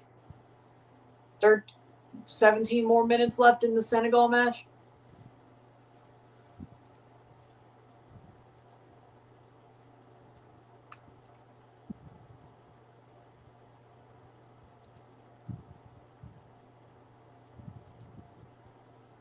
Hold on.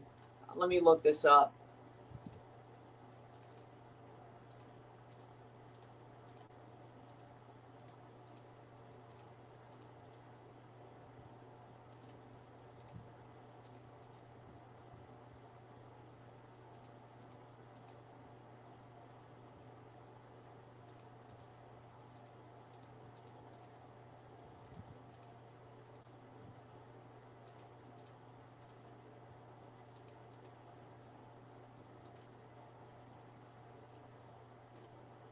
Yes, women do propose in Nordic countries, Norway, Sweden, Denmark, and Finland.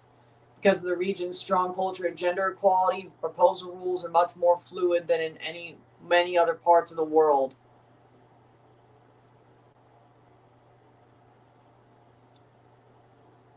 Mutual agreements. In Nordic countries, getting married is often a joint discussion. Proposals are rarely complete surprise.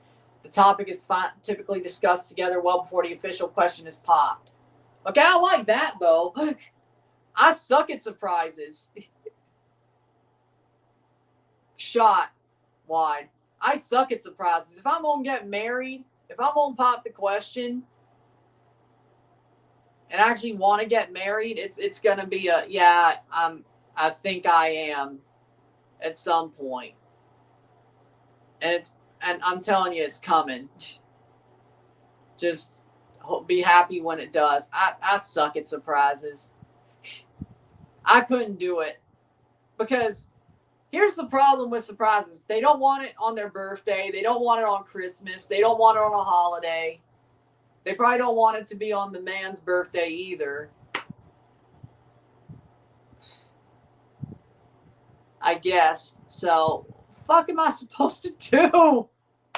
I ain't good at surprises. I ain't good at surprises.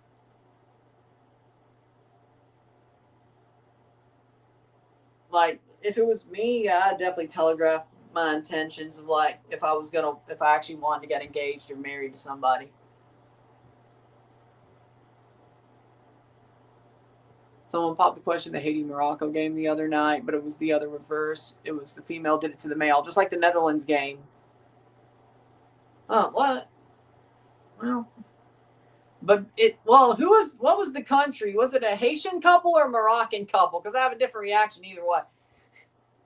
Haiti, I ain't got much to say. That's just, I guess the woman found the best man she ever could find. Morocco, on the other hand, I don't know what to say. But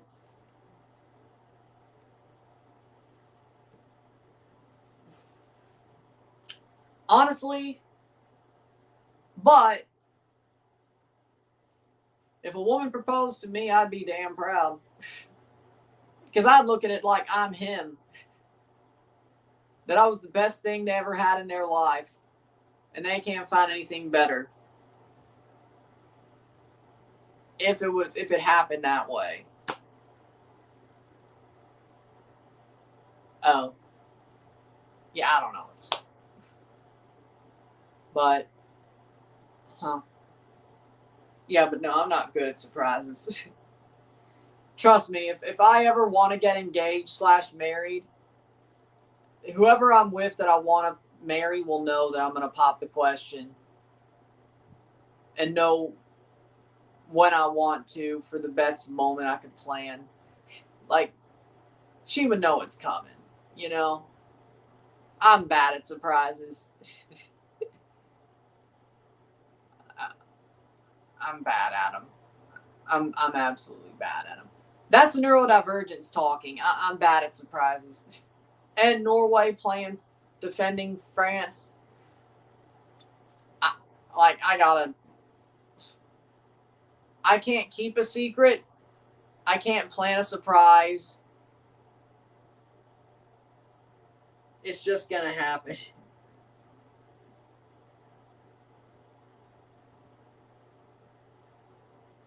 Like, if it ain't anything special, it might just be. If it ain't my preferred moment, I might just have a ring in my pocket and be like, hey. I don't know. Shit. Fuck. There might be a day where if it ain't my preferred way to do it, it might be we're binge watching some random shit on Netflix and I'm like, you know what? Fuck it. I got a ring box. Let me go get it. It's nothing special, but you were never getting that from me.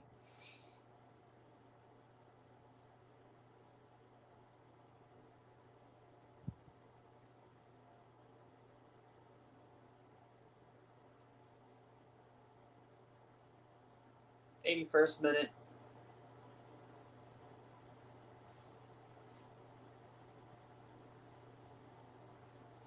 AKA, I mean, if I got married, I have my ideas, but I'm definitely not. No. Well, that depends. That depends. If the Pirates ever called and we win the CONCACAF Champions Cup and I'm with who I want to marry, I will pop the question if we win the damn trophy that first time. Other than that, probably no. Not as a fan, no. Actually, no. Not as a fan, I won't. No. Funnily enough, no, not as a fan, I won't. Now, if the Pirates called and I'm with who I want to marry and we win the CONCACAF Champions Cup, the first CONCACAF Champions Cup, then I'll do it. I don't care where we're playing. Then I'll do it. But not as a fan, no. Not as a fan, no. Not as a fan, no. Now, I don't give a shit if it's the second Champions Cup or the third or the fourth. You know, I don't care. That's not happening. No, that's not happening. It's got to be the first Champions Cup. It's got to be number one. It's got to be the first one. It's got to be the first one. And it won't be the MLS Cup or the Can Champ either. I guess the next best thing, if I was not sure, still single at the time, if I was, I guess the Club World Cup would be the next best thing. Winning the Club World Cup would be the next best thing. But I don't mean the Intercontinental Cup. I mean the Club World Cup. But that's not going to happen. It will. We get there, we will. We get there, we will. It will happen.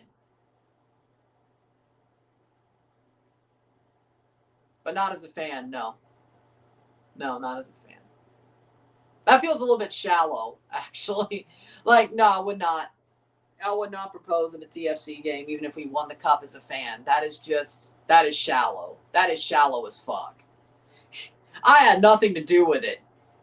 Like, it'd be fun to watch, but I had nothing to do with it. That'd be shallow as fuck. Only if you're, well, I'll never play, so coach, manage. Then yes. But as a fan, no, that's shallow as fuck. No, I had nothing to do with it. Even I'm not that stupid. Even I'm not that crazy. Goal for Senegal. Ndoye or Ndiaye. Iliman Ndiaye. Okay, there we go. Just thinking Switzerland. Damn. That is 5-0 Senegal. Iliman Ndiaye. Yes. 5-0. Well, these games were pretty good, and they didn't even matter at all. Well, I guess for Senegal they did.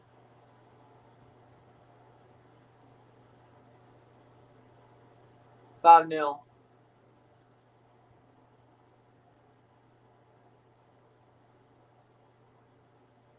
$80-something, 82 minutes.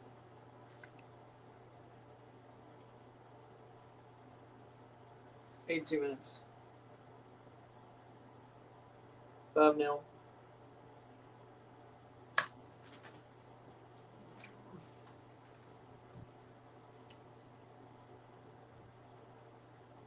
Mbappe. Chouameni.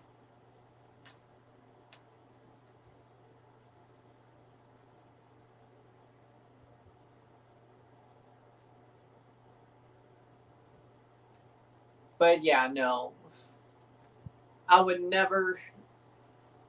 I will give you this for a certain fact. I will never propose at any sports game of any team that I like if they win anything or just in general as a fan. That is the most shallow shit I could ever think of.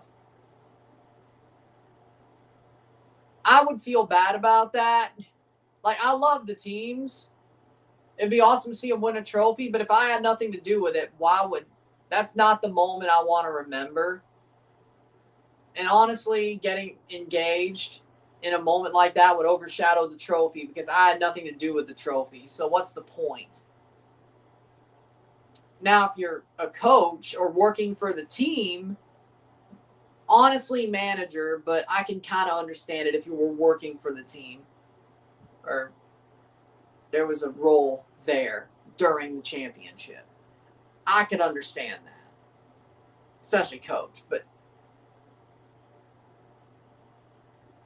well, they didn't win the trophy though. That's just the way. Hey, maybe that's the way they want to do it. Hey, it's not. If it's not shallow to them, it's not shallow to them. I'm not casting a broad brush, but to me,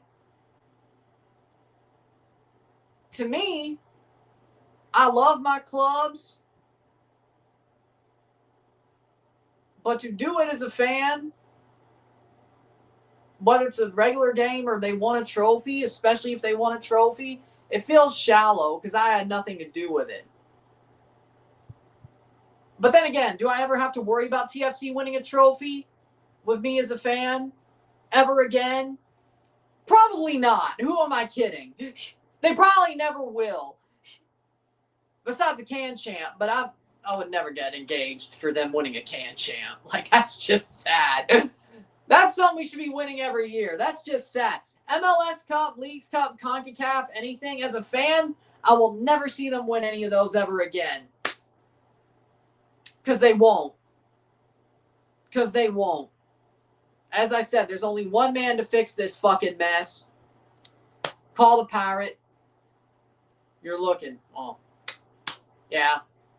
I mean, come on. It's obvious what I'm saying. Come on. You'd have to have 2 brain cells not to know what I'm saying there, right? I think I think it's pretty obvious what I mean by that by now, but, you know, you'd have to have 2 brain cells to not know what I'm saying. But then again, now the Leafs, they'll never win the Stanley Cup either. Who am I kidding? They'll never win the Stanley Cup either. And the Blue Jays, they're doing a lot of a good job not trying to go back to the World Series. I can tell you that right now. Canada, don't underestimate their ability to fuck things up. Don't underestimate their ability to fuck things up. Second half dead. But hey, if it's not shallow to you, cool. I'm not saying it's shallow to them. It's shallow to me. But also, I don't expect Toronto FC to win a meaningful trophy besides a Canadian championship ever again in my life. I'm just a fan, so. Because they're fucking shit. 5 minutes of stoppage time. Because they're fucking shit and they don't know what they're doing. They don't know what the fuck they're doing. There's only one man with the answers and one man with the questions who can answer the questions. There's only one man. There's only one man. It ain't MLSE. It ain't anybody in MLSE, and it ain't anybody else across the world. I'll tell you that right now.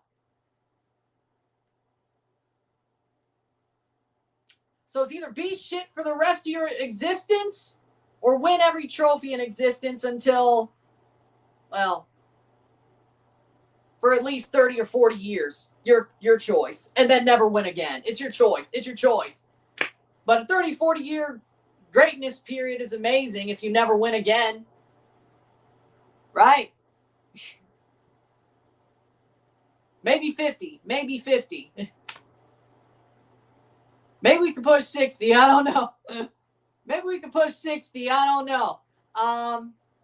But if they have a 50 or 60-year greatness period, they should be able to be good after that guy leaves. You would think, but I don't know. You would think, but I don't know. Look at Man United. Look at Man United. Sir Alex made that team the best team in England for 20, 30 years, yeah? Over 25 years, a quarter century, yeah? What have they done since? Exactly. And you thought they'd be set up for success forever because of Sir Alex. Exactly. Exactly. A genius, when a genius walks away, you die. You better enjoy that success if it does come, because it may last for a generation and a half or 2 generations, but once it doesn't exist anymore, it will never exist again.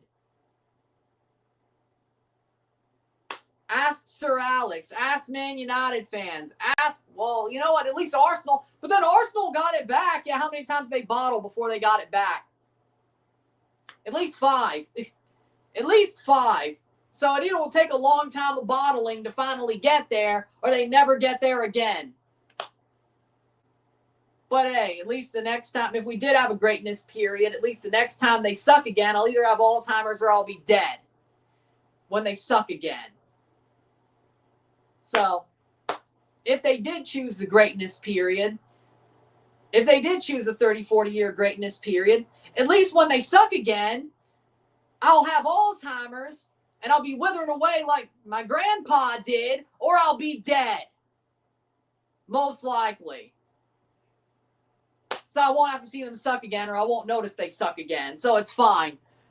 2-3, France makes it 4-1, Douay. So I won't notice they suck again. So it's completely fine, you know. I won't notice. 4-1. 4-1 France. But until they make the choice of going for greatness, I guess I have to stand them being shit and knowing they're shit. But once they choose greatness, well, at least by the time they're shit again, I'll either have Alzheimer's and be withering away like my pop did and be in a shell of myself, or I'll be dead, so I won't know their shit.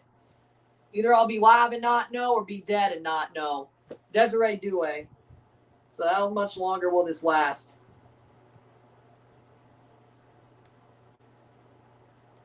Or it could just last the rest of my life and they don't choose greatness.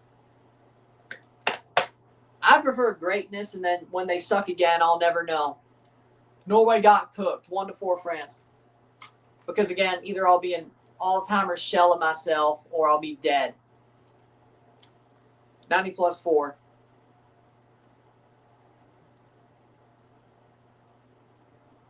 Maybe both. 1 to 4. Maybe both. Maybe both. Maybe the Alzheimer's first and then dead. Maybe both. Because no, if a pirate was called, would that pirate retire? No, unless he gets Alzheimer's. Then he would be forced to retire.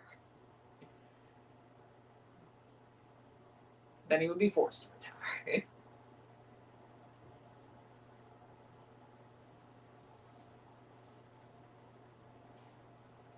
I prefer dying in the seat like Mike Leach did. 4-1. Full time. 1 to 4. So France wins 1 to 4. Still 5-0 Senegal. Personally, if it was me, I prefer dying in the seat like Mike Leach did at Mississippi State.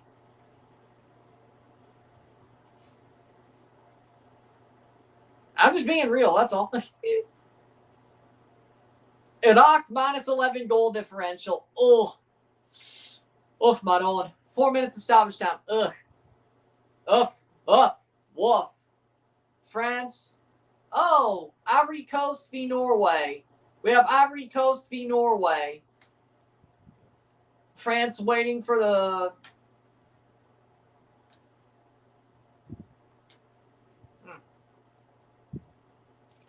Oh, there you go.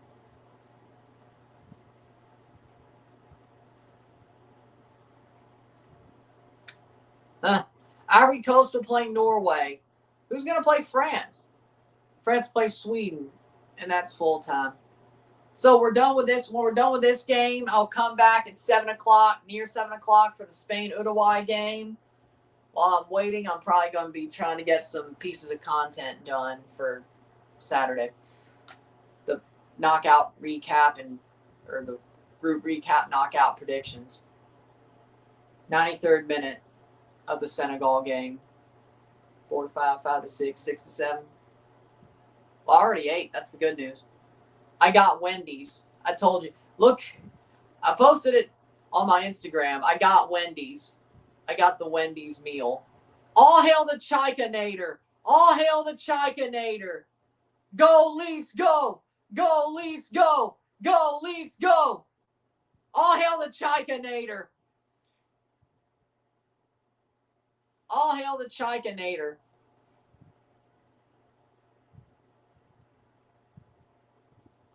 It was a junior hamburger with extra pickles, 10 chicken nuggets, and fries.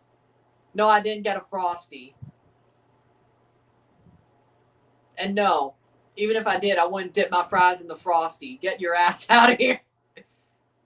No. No.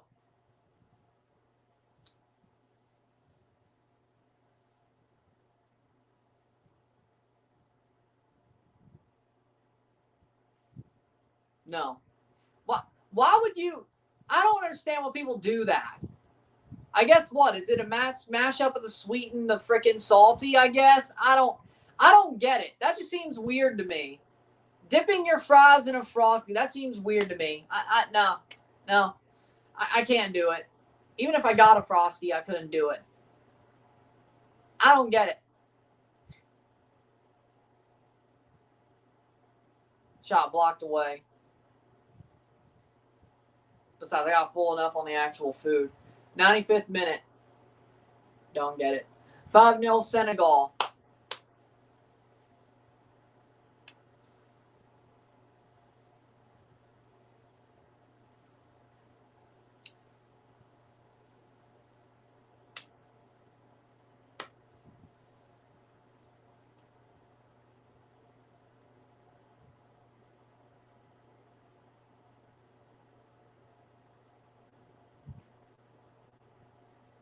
And this should be it. Senegal winning 5-0.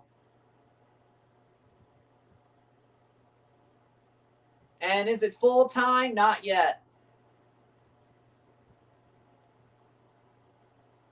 Oh, Uruguay, Spain played in Guadalajara at Akron.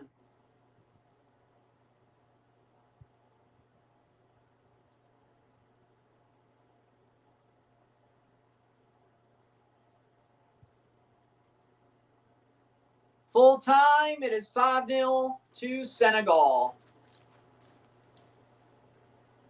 Senegal sitting in good position in the top 8 third places. 5-0.